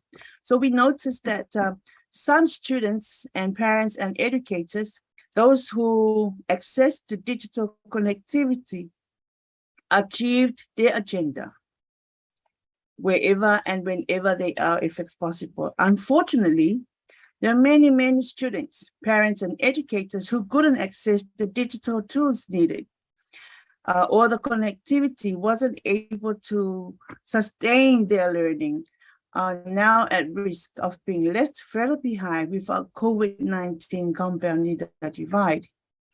Even though the video conferencing tools were being around for many years, but when we got hit by the COVID-19 restriction, this tool was dramatically increased its use in education sector, as well as other sectors, because I've taken Samoa as an example. When it was lockdown, Zoom was one, video conferencing and Zoom was one of the tools that government agencies and other private sectors, that's the only way they communicate and try to continue their business daily. So say I'll take NUS, National University of Samoa as an example. Before we go to lockdown, or before we got hit by the pandemic, COVID-19, our audiovisual staff or AV staff, they are the ones that responsible for opening the classrooms, setting up the projectors and AV equipment for lectures. However, when we got hit by COVID-19 pandemic, ICT support staff was responsible for opening of online classrooms using the Zoom. This to ensure that the Zoom schedule of each courses or classes are on schedule, and then transfer the host to the lecturer if they want to record it or not, or share their screen. So during this time, there were about 10 or more classes running at the same time. It was fortunate for the university to buy the Zoom license, multiple Zoom licenses. I think we have 20 Zoom licenses to cater for that. But before the lockdown, we only have 5, because that meaning only for meetings, for conferences, but not meaning for the classes.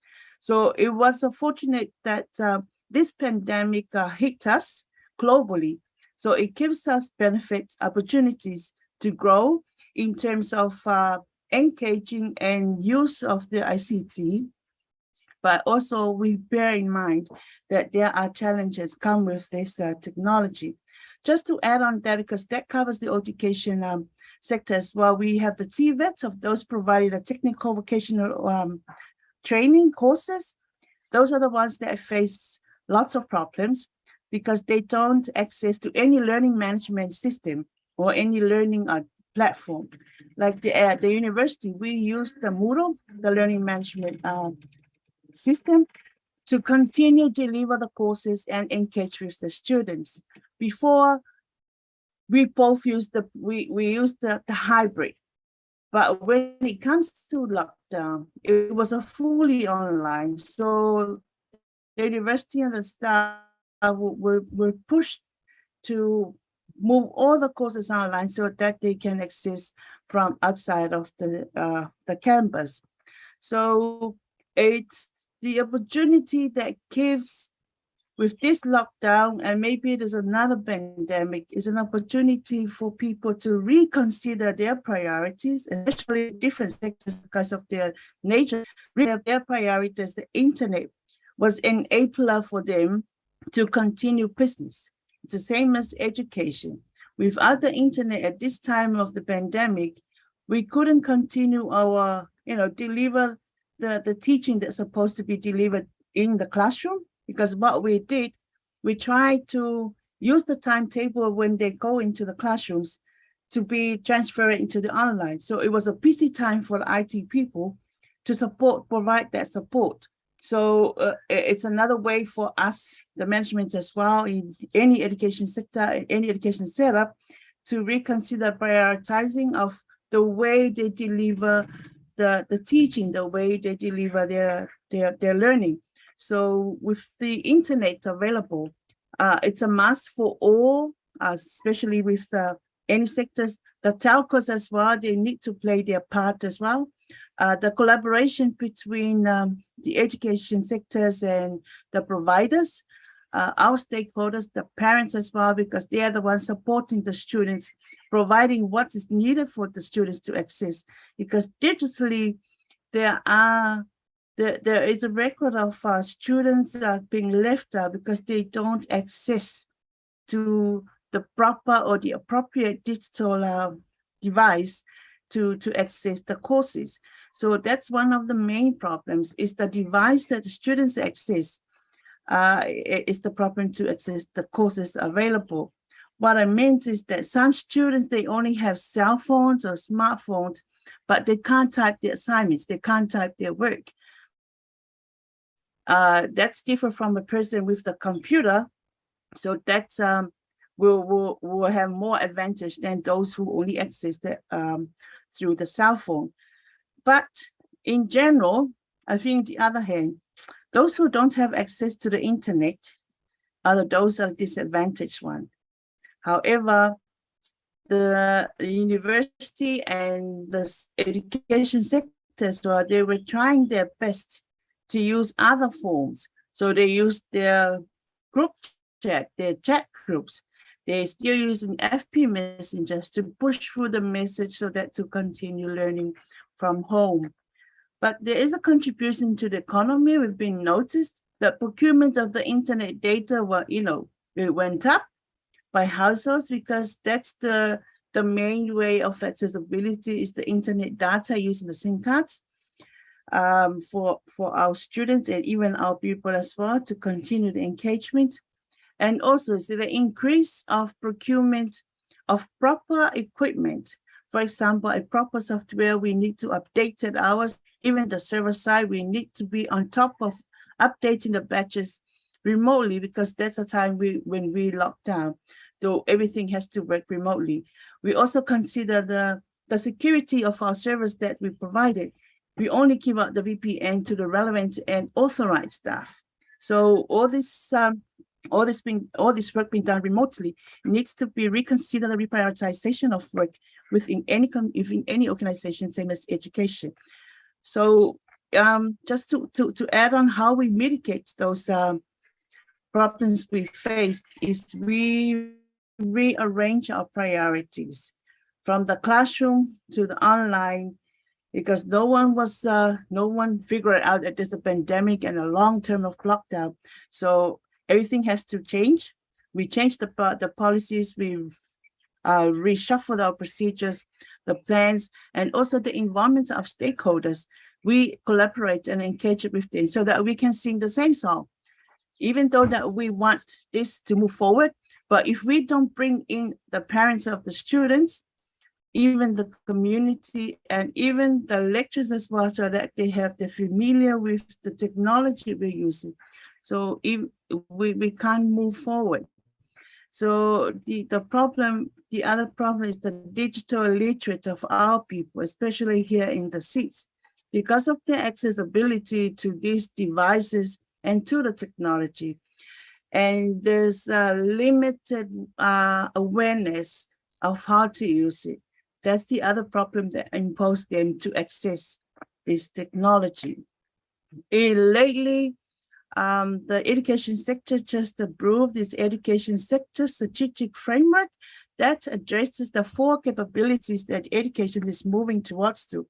One, we call it a digital future skills marketplace, data transparency, technology essential, and digital workforce. So now it's in the pipeline. So for our education sector, it consists of the Ministry of Education, Sports and Culture, Samoa Quality Authority Unit, and National University of Samoa. So those are the 3 IAs that we work together, put together this digital framework for education for the way forward, because this is the way it is. We're gonna move with it as long as we have the knowledge of the know-how, do the do's and don't.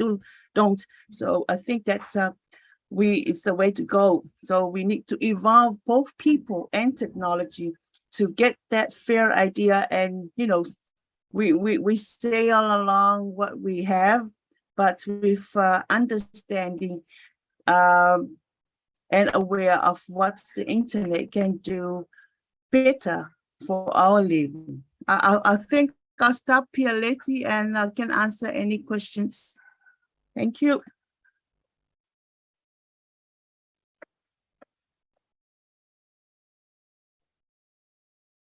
Thank you very much, Sarai, and that is a very interesting presentation on how Samoa has been going on handling online education during the pandemic season. If I can ask, is there any questions on the chat?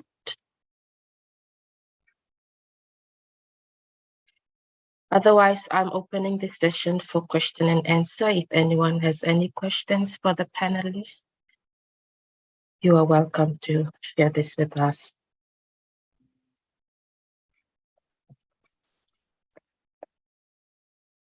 Okay, so there is no question for the moment. I'll come back to you, Teresa.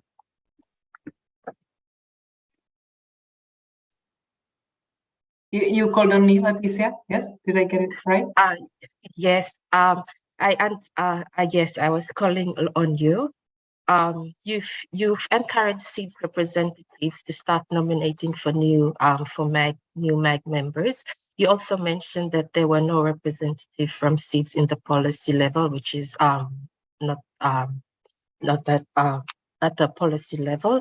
But as member to the MAG, what are your thoughts around increasing the SIDS input within MAG apart from the nomination? Mm-hmm. No, thank you very much for this question. And, I also want to, if you allow me, react quickly to the previous presentations, which I think were excellent in the sense that it showed kind of the breadth of access-related, digital policy-related, cyber-related issues. So, all the scopes we've heard, be it education, health, and similar, were extremely relevant for this discussion. Now to your question, Letitia, on MAG. So obviously the number of MAG members is limited. Yes, it's a group of 40, if I'm not mistaken, members of the community. And as I said, there has to be this regional stakeholder, gender, etc. representation. The good news is that there are currently MAG members from small island developing states, and some of them, and I will not name, are among the active ones. Yes. So really having, let's say, a footprint on what the IGF is doing. I now don't have in my head exactly the data on which current MAG members from small island developing states are actually finishing their mandate and need to be replaced. But I certainly, once again, do encourage members of the community to consider, being nominated and put forward, because there are practical ways how MAG members can really influence the agenda.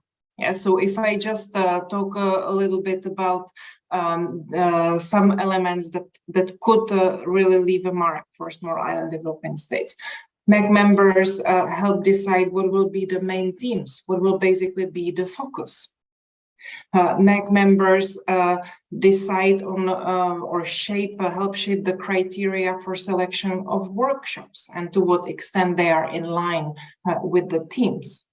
MEC members shape the main sessions, which are kind of the most high-profile, visible, sessions, usually with the highest level speakers. In the past, we have had as high-level speakers as heads of state, for instance, speaking at this, or heads of government speaking at these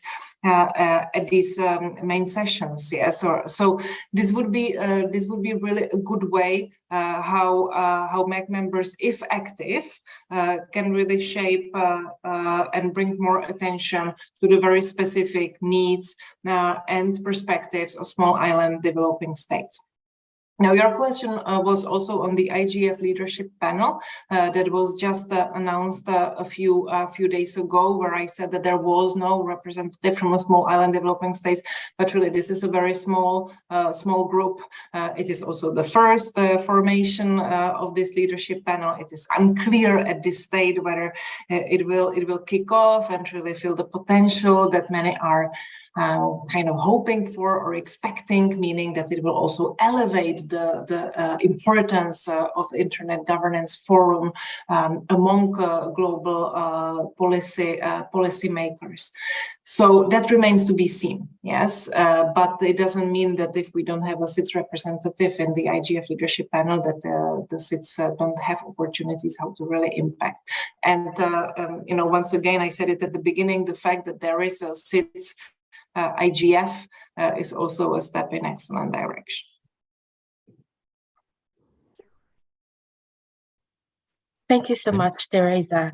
I think we have a question from Nigel. Please, if you can ask your question.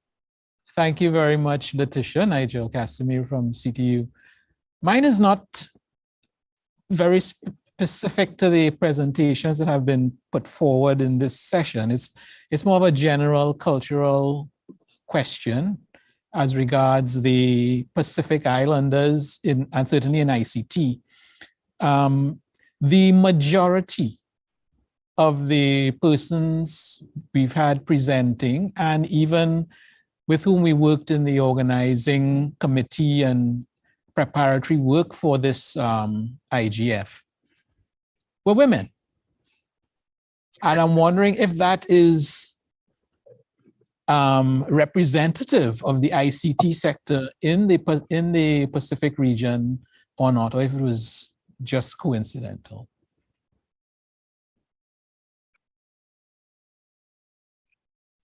Coincidental? I think most of us on this panel, if I can speak for, I started off and then Sarai and Gina can add on. We were we are members of the Pacific Islands chapter, Internet of the Society. So we do represent women in ICT in our previous own countries. So Sarai is with the Samoa IT Association. I'm with the Women in IT Solomon Islands. And Gina was the former vice president of the PKSOC Society. And I think it's a network in the Pacific. We got pulled into the Pacific Islands chapter as well. So you can say that we are also representing women in ICT in our national countries. So Gina and Sarai, if you have something to add on.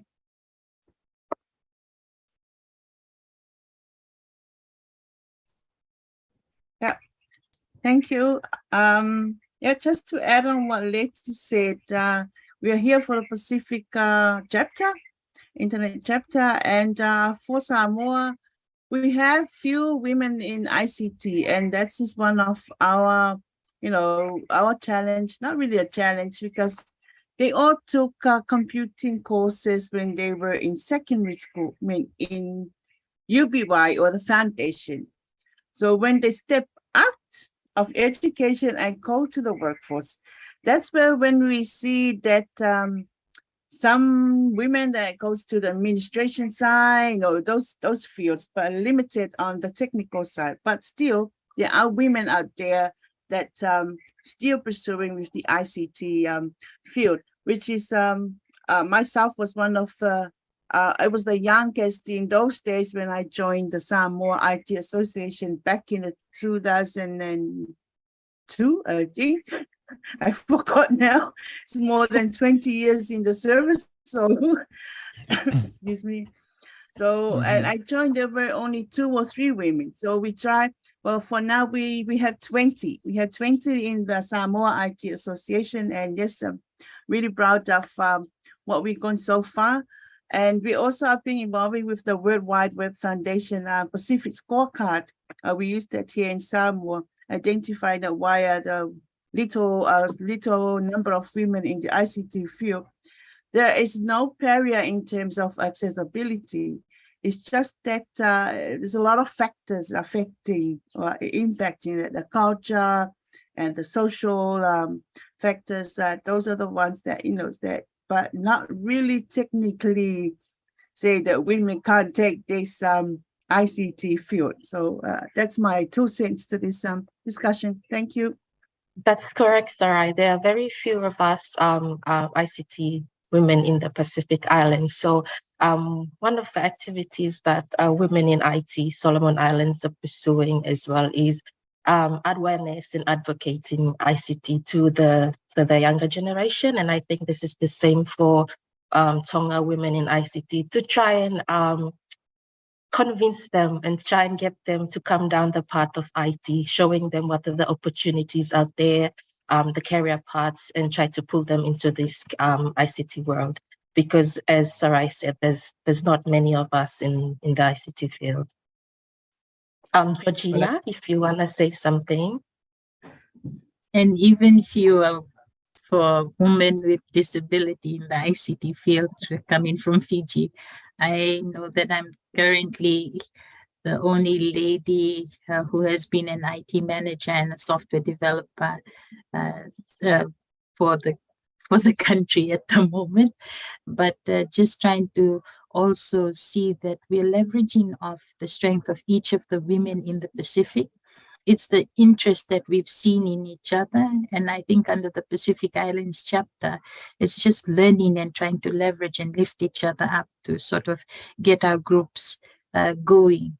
I know that the challenge right now is around the gender for the ICT in Fiji. It's still not as many women who pioneer things ahead. But I think it's the leap of faith that we actually get or encouraged when we see a region of women come together and sort of start to champion some of the hardest topics. So that's something that I think the Pacific is good at, and that is the power that we have as a community. Thank you so much. Well, the women in the Pacific have good role models to follow.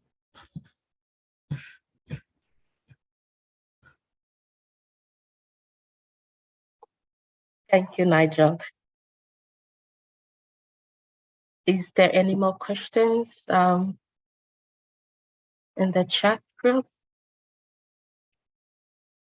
No? Okay, I have one for Winifred. What is your observation? You mentioned something on lower middle income poverty line, and then you mentioned something on initiatives, define initiatives with business skills. What is your observation or any impact you may foresee with this initiative, especially with regards to women and youth? With regards to access, devices, literacy, digital literacy,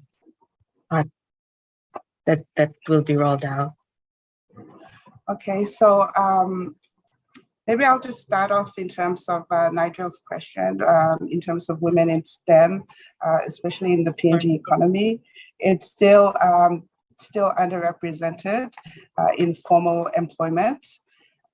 And as volunteer entrepreneurs or IT professionals, one of the opportunities we had is when we get together as Pacific Islanders, we're given opportunities to connect, and that's how I met Maureen and was also able to be on the board for Peak ISOC. Their digital transformation or digital platforms provide a great opportunity for women. And part of our education or skills program is to reach out to as many women that we can, to give them that foundation of literacy in terms of business literacy, financial literacy, and then digital literacy. So we're trying our best to kind of reach that gap, as we understand that with COVID, a lot of our SMEs, and especially the women, were impacted, and they're still going through that recovery phase. So there's still a lot of work in terms of their education, on how to run business, because that's what we're really promoting as a digital cluster, is to promote women to, after you have a career in IT, or if you have a career or you don't, for those that don't have that opportunity in terms of education, at least they have the lifelong skills to be entrepreneurial and be able to sustain that themselves. And having access to internet, having access to platforms that will support their initiatives is something that we believe is really important to change these women, their lives. So I hope I answered the question, Letitia. In terms of the reason why we're doing this is because a lot of our people are below that middle income range, and it's important that they're given the tools and the skills to be able to translate or to convert them into a more formal business, and to be able to have a more prosperous and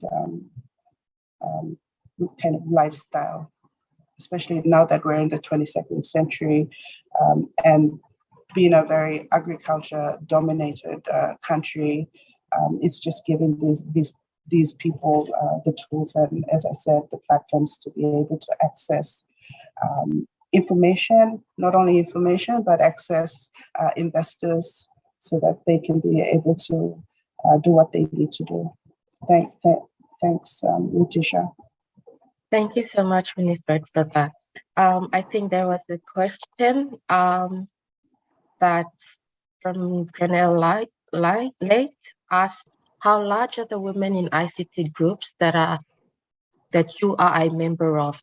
I think for Winnie, probably you can go ahead, and then Sarai, and then Gina, and then I can add on to it too. Okay, so I'm part of the Women in STEM, which the founder is Priscilla Kevin. She's also the founder of, co-founded the PNG Digital ICT Cluster with myself. And as I mentioned earlier, in terms of the formal employment, it's still below 30%. So a lot of the women that are in ICT normally come from the banks and the telecommunication companies. And when we do run our events, we get to around 100 to 150 women that attend. But, with COVID happening for the last 2 years, a lot of our not-for-profit organizations, because we're a not-for-profit, even the women in STEM, a lot of the membership, everyone's been just focusing on themselves and, just being able to, how should I put it, just get over the COVID impact that has, for us in PNG, like COVID has really impacted some of our families, like for myself as well, like I lost my dad and my sister. And these are some of the kind of realities that we have to kind of manage. So it's very few women that are actually driving the associations, the not-for-profit, but in terms of the membership for women in ICT, it's still small. For the women in entrepreneurship, it's much larger. So we get to connect with the larger women in business or women in entrepreneurship groups, which have a membership of over like 5,000 women that are part of that membership. And it's really where that like-mindedness, women that are actually to kind of step up and volunteer, that we get to be able to make an impact. But it's still, for us, it's still about fostering and cultivating the interest and getting more women to participate in our associations. Yep. Thank you, Winnie. I think Sarai did mention that there were around 40 of them for Samoa. Probably Gina.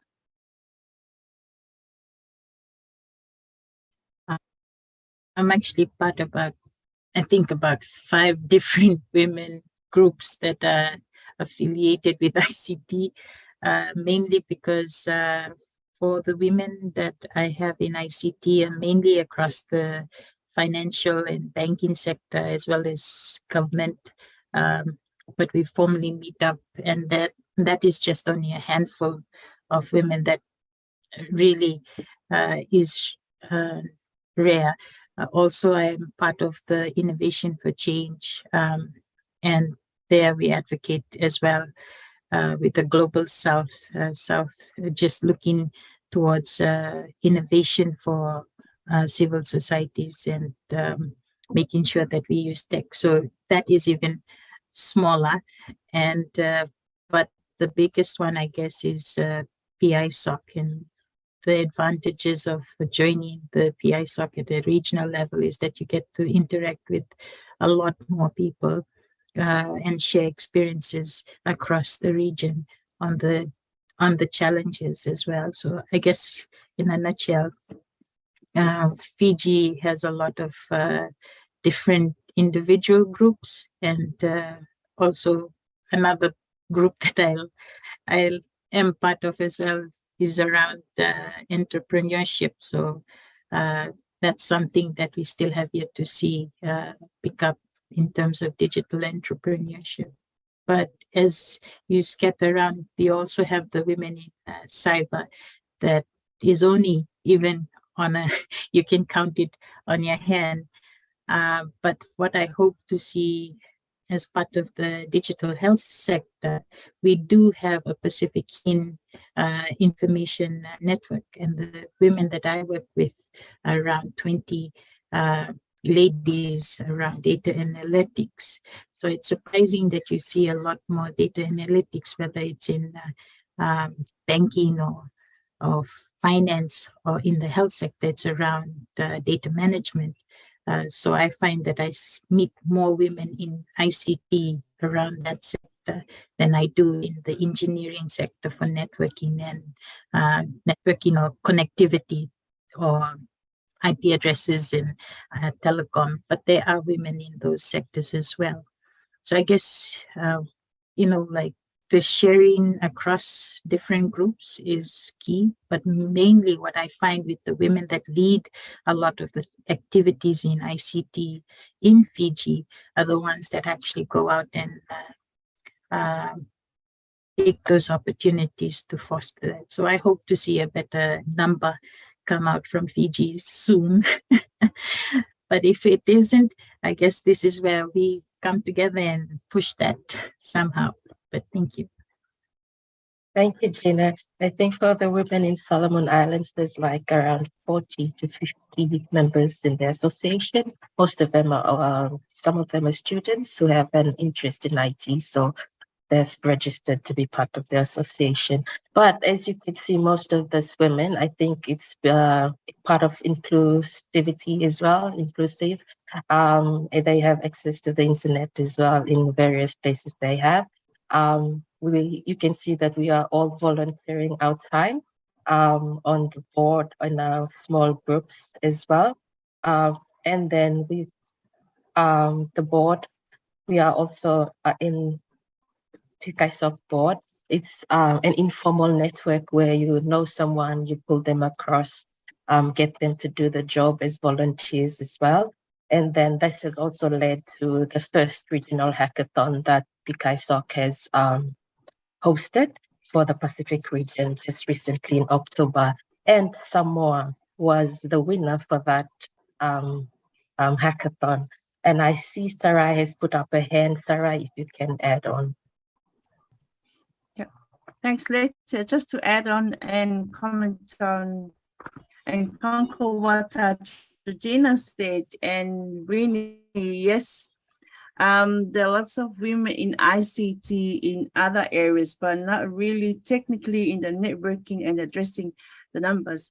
As going back to what I said before, yes, there are 14 women fully members of our Samoa IT Association, including myself. But we have more women, about 20, they are affiliated and associated members, meaning that they're not fully met the criteria to become Samoa IT Association member, because we have a specific criteria for them to fulfill. The main reason is that the work of years of experience, because they need to say 5 years work experience before become a full member plus your qualification. But yes, there are lots of women working in IT field, like data analysts, IT support, but they're not fully members of our association. But and also I would like to comment, there are more women leading ICT projects, like our own, we have our Professor Joanna Jamal, she's our professor in computing studies, and she's leading most of the ICT projects undertaken by the university.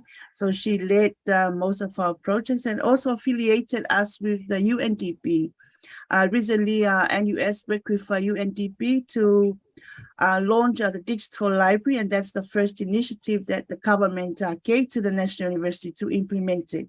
So I led the technical team, and Professor Joanna was leading the whole project team. So there's a lot of women that are involved as well. In my team at National University, we have 4 women against 14 men. So, and it's led by me. So I think there's no, there's no barrier of women to become working in ICT field. And also just to add in the university as well, more lecturers are women. More lecturers in computing studies are women.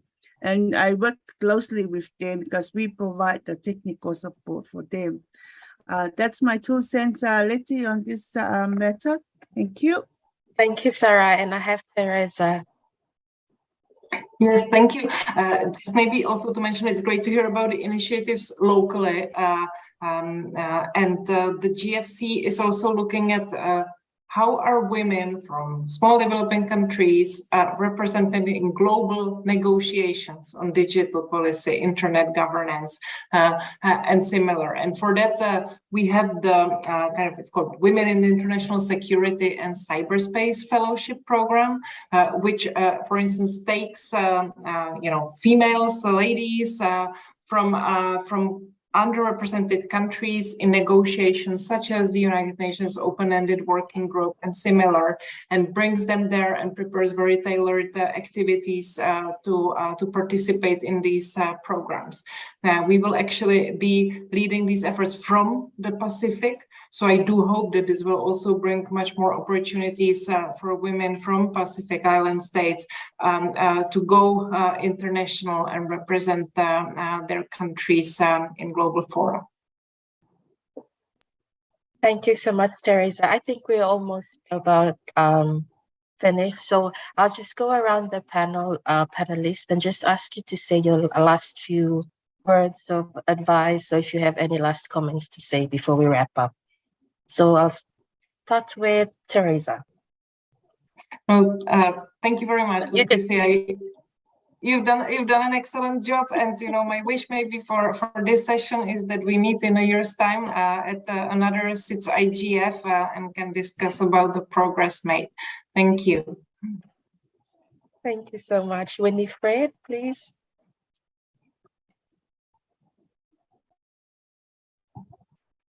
Can you hear me? Yes. No. Yeah, okay, all right, great. Just the last message, thank you for this opportunity again for the first SIDS and being able to kind of talk from a local perspective on access, connectivity, and some of the opportunities. And I'd like to encourage more women and girls to take up ICT for those youths that are listening in.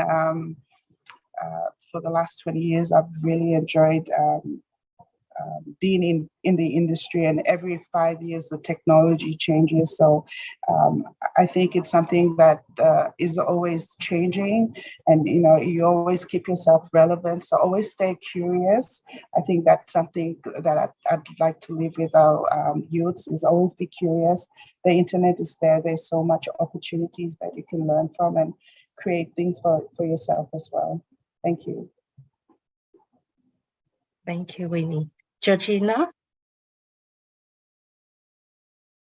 Echoing the same sentiments with all the panelists here, I just advise the youth to stay passionate and be curious. Make sure that you take charge of your career, and when you love IT, it becomes a passion that you decide to go into areas and try and discover new things, because that's something that will reward you personally, but then at the same time, you'll probably be breaking barriers. So I think us being here, and I'm very thankful for the CTU for having this platform to share with SIDS and making sure that we come together as women from the region to push the topics that are really important to us.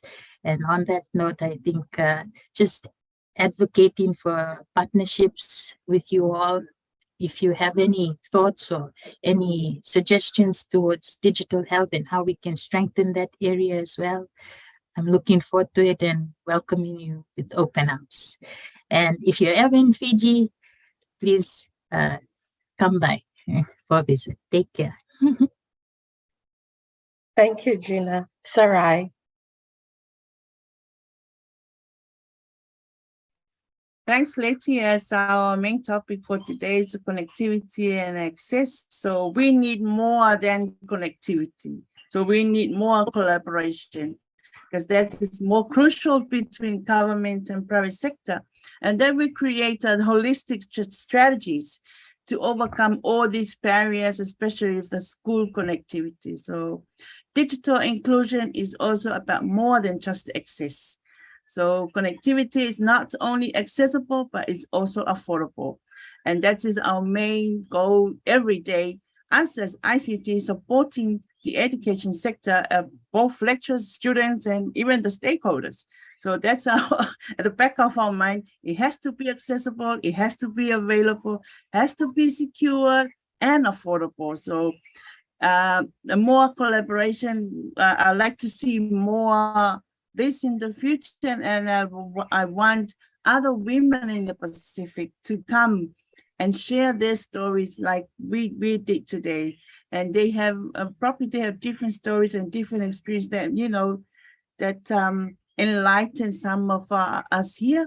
So yeah, more collaboration, more engagement with us here, relevant fields, to give them another light, give them another there's another fruitful for them to grow, and yeah, encourage more girls and women in ICT, because don't give up, never give up with these new changes coming. We need to go with the flow. So thank you very much for the opportunity. Thank you, CTU, for inviting us to speak in this SIDS-IGF first ever that being introduced to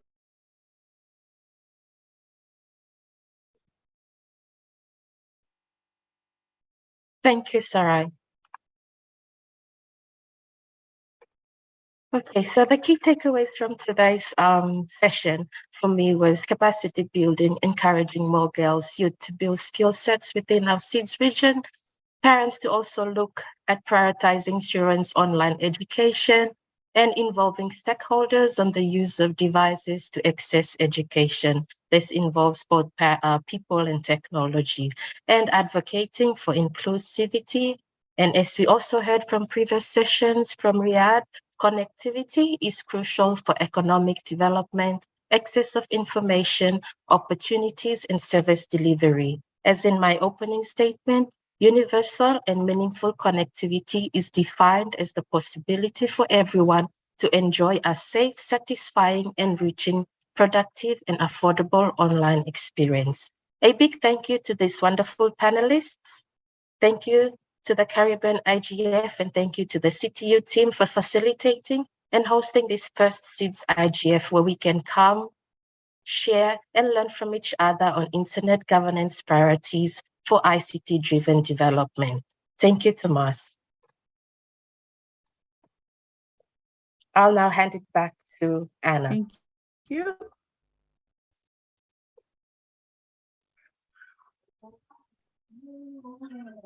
Thank you so much to our wonderful panelists for representing for the ladies. Ladies and gentlemen, thank you for joining us for the inaugural SIDS-IGF. It has been an impactful and informative few days filled with rich discussions on the Caribbean IGF, the Caribbean Youth IGF, and the SIDS-IGF. It has indeed been my pleasure to be your host over the past few days. I truly enjoyed being a part of it and also entertaining you with my stale jokes.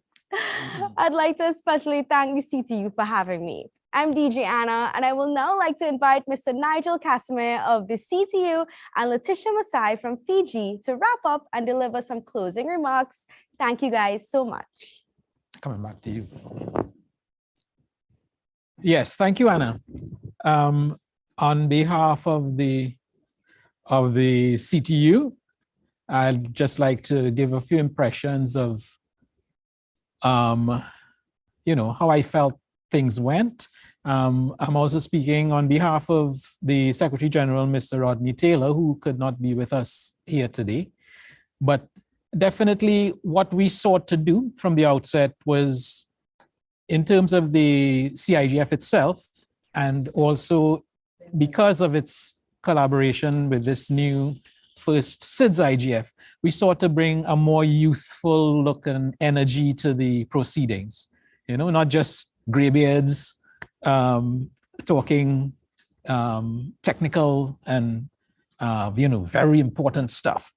So I think and I hope that you find that we've been able to do that, and we've also had the benefit of new staff from the CTU, from the CTU Secretariat itself, doing making contributions and basically taking us along. We've seen over the 3 days the Caribbean Internet Governance Forum. We've seen the Caribbean Youth Internet Governance Forum, and whereas before we might have had specific youth sessions, youth themed sessions in the CIGF before, this is the first time we've actually branded a full youth IGF forum. And I think that our youth did not fail us. I think they did us quite proud, and they also made some other interventions that I think have added value to the entire proceedings. As far as the first SIDS-IGF is concerned, I think I certainly benefited greatly from hearing and sharing with the SIDS personnel from other parts of the world, the Pacific in particular, and working with them as well in terms of organizing the whole event. We heard and got some, I think, quite good advice as well from the presenters from the Indian Ocean region. And a couple of those points I'll just review in a short while. I want to convey the thanks of the CTU to all who contributed to the work and the proceedings over these 3 days. I'd like to single out the organizing committee, and in particular, we had some faithful assistance from the Pacific. Several of the presenters today were part of the organizing committee for the first SIDS-IGF.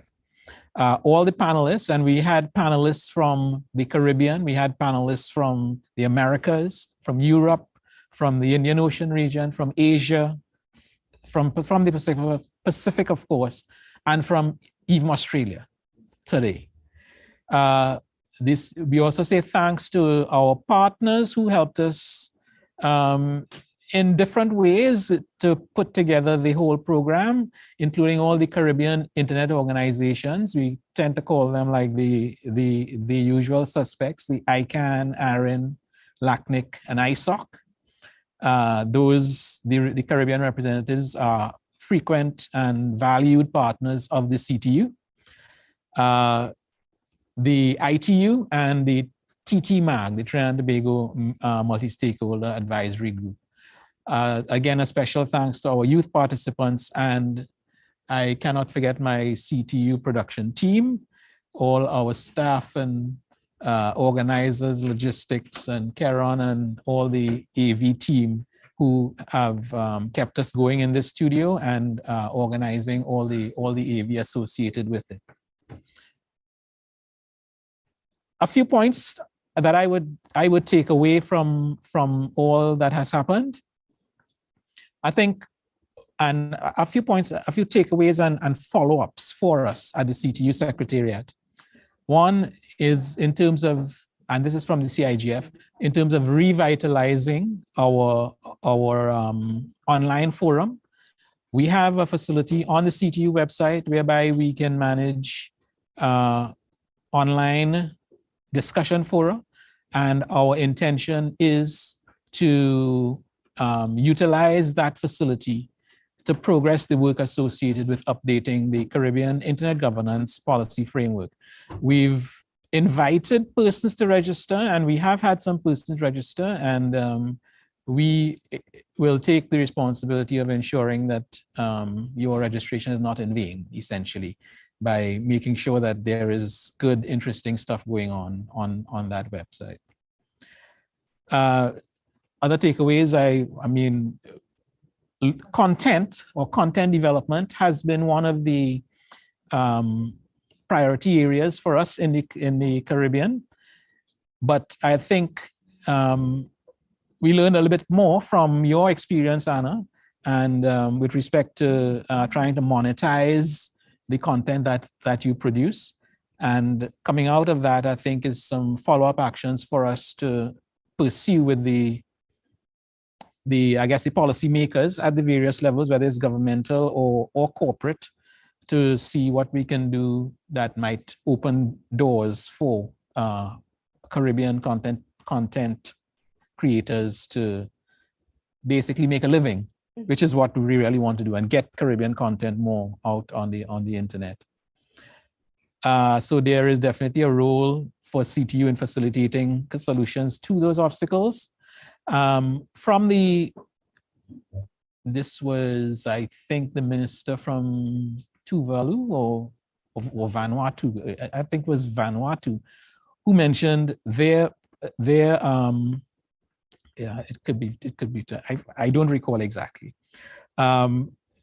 their project to create a digital twin as a public good, and basically as a means of preserving the cultural identity of these low-lying countries who are threatened by climate change, and aren't we all, as small island developing states?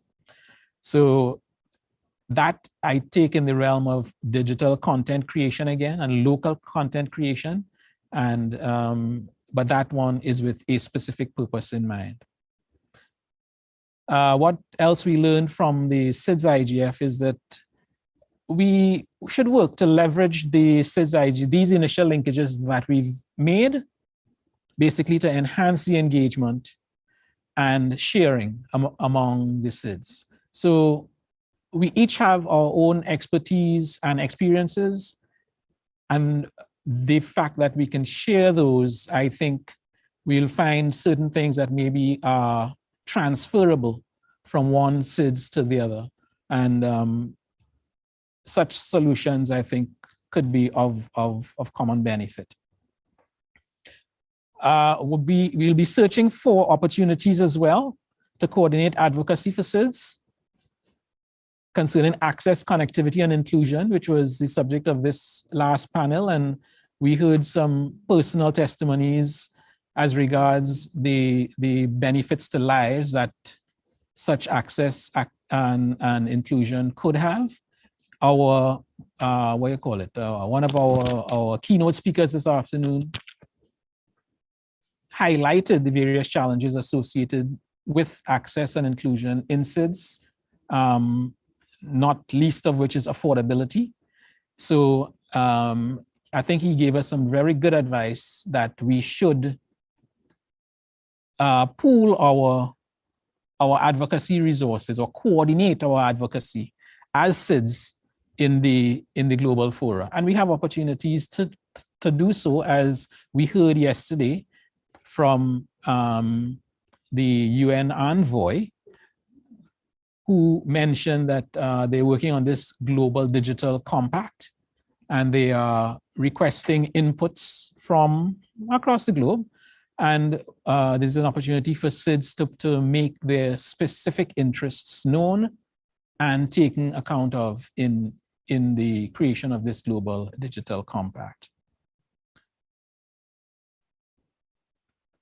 Those are basically some of the points that I noted, Anna. I think it was a well worthwhile 3 days. We've made progress in terms of the Caribbean and priorities, and we've learned a lot as well from the more general SIDS engagements.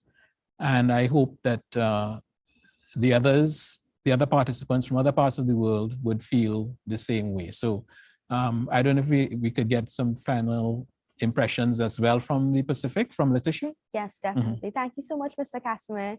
Yeah, we'd love to hear from Ms. Masaea. It has been an exciting 3 days journey of connecting, learning, and sharing experiences and updates on internet governance, priorities for ICT-driven development from the Caribbean down to the Pacific. There were great presentations from everyone, and we thank you all for accepting the invite to be part of this event. The Caribbean Youth IGF was a highlight, a bonus for the Pacific Islands chapter of the Internet Society, who are also planning a mini IGF targeting youth, which will be our first of its kind in the Pacific region. Sincere thank you to honorable ministers who spared busy schedules to be part of our event, including Honorable Minister Simon Kofe, who was also the SIDS-IGF keynote speaker. Special thanks to our special guests, the moderators, esteemed speakers, our amazing event host, DJ Anna, and all the Pacific and Caribbean participants who connected to be part of this event.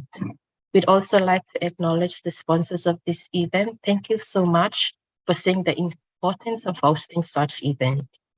We are grateful to be sharing this event with the Caribbean IGF and the Caribbean Youth IGF, and we sincerely want to thank Rodney, Nigel, and the Caribbean Telecommunications Union team for recognizing the importance of collaborating with the SIDS, facilitating and sponsoring this event, marking a milestone in the history of SIDS-IGF.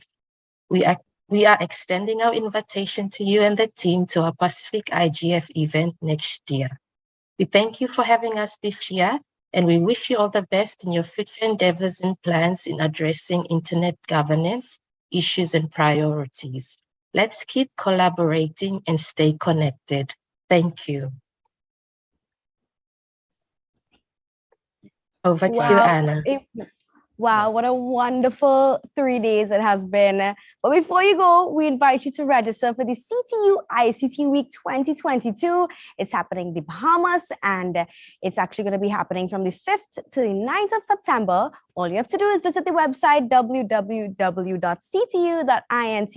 for more information. Thank you guys so much once again for joining us. Until next time, I'm DJ Anna. Have a great one, guys.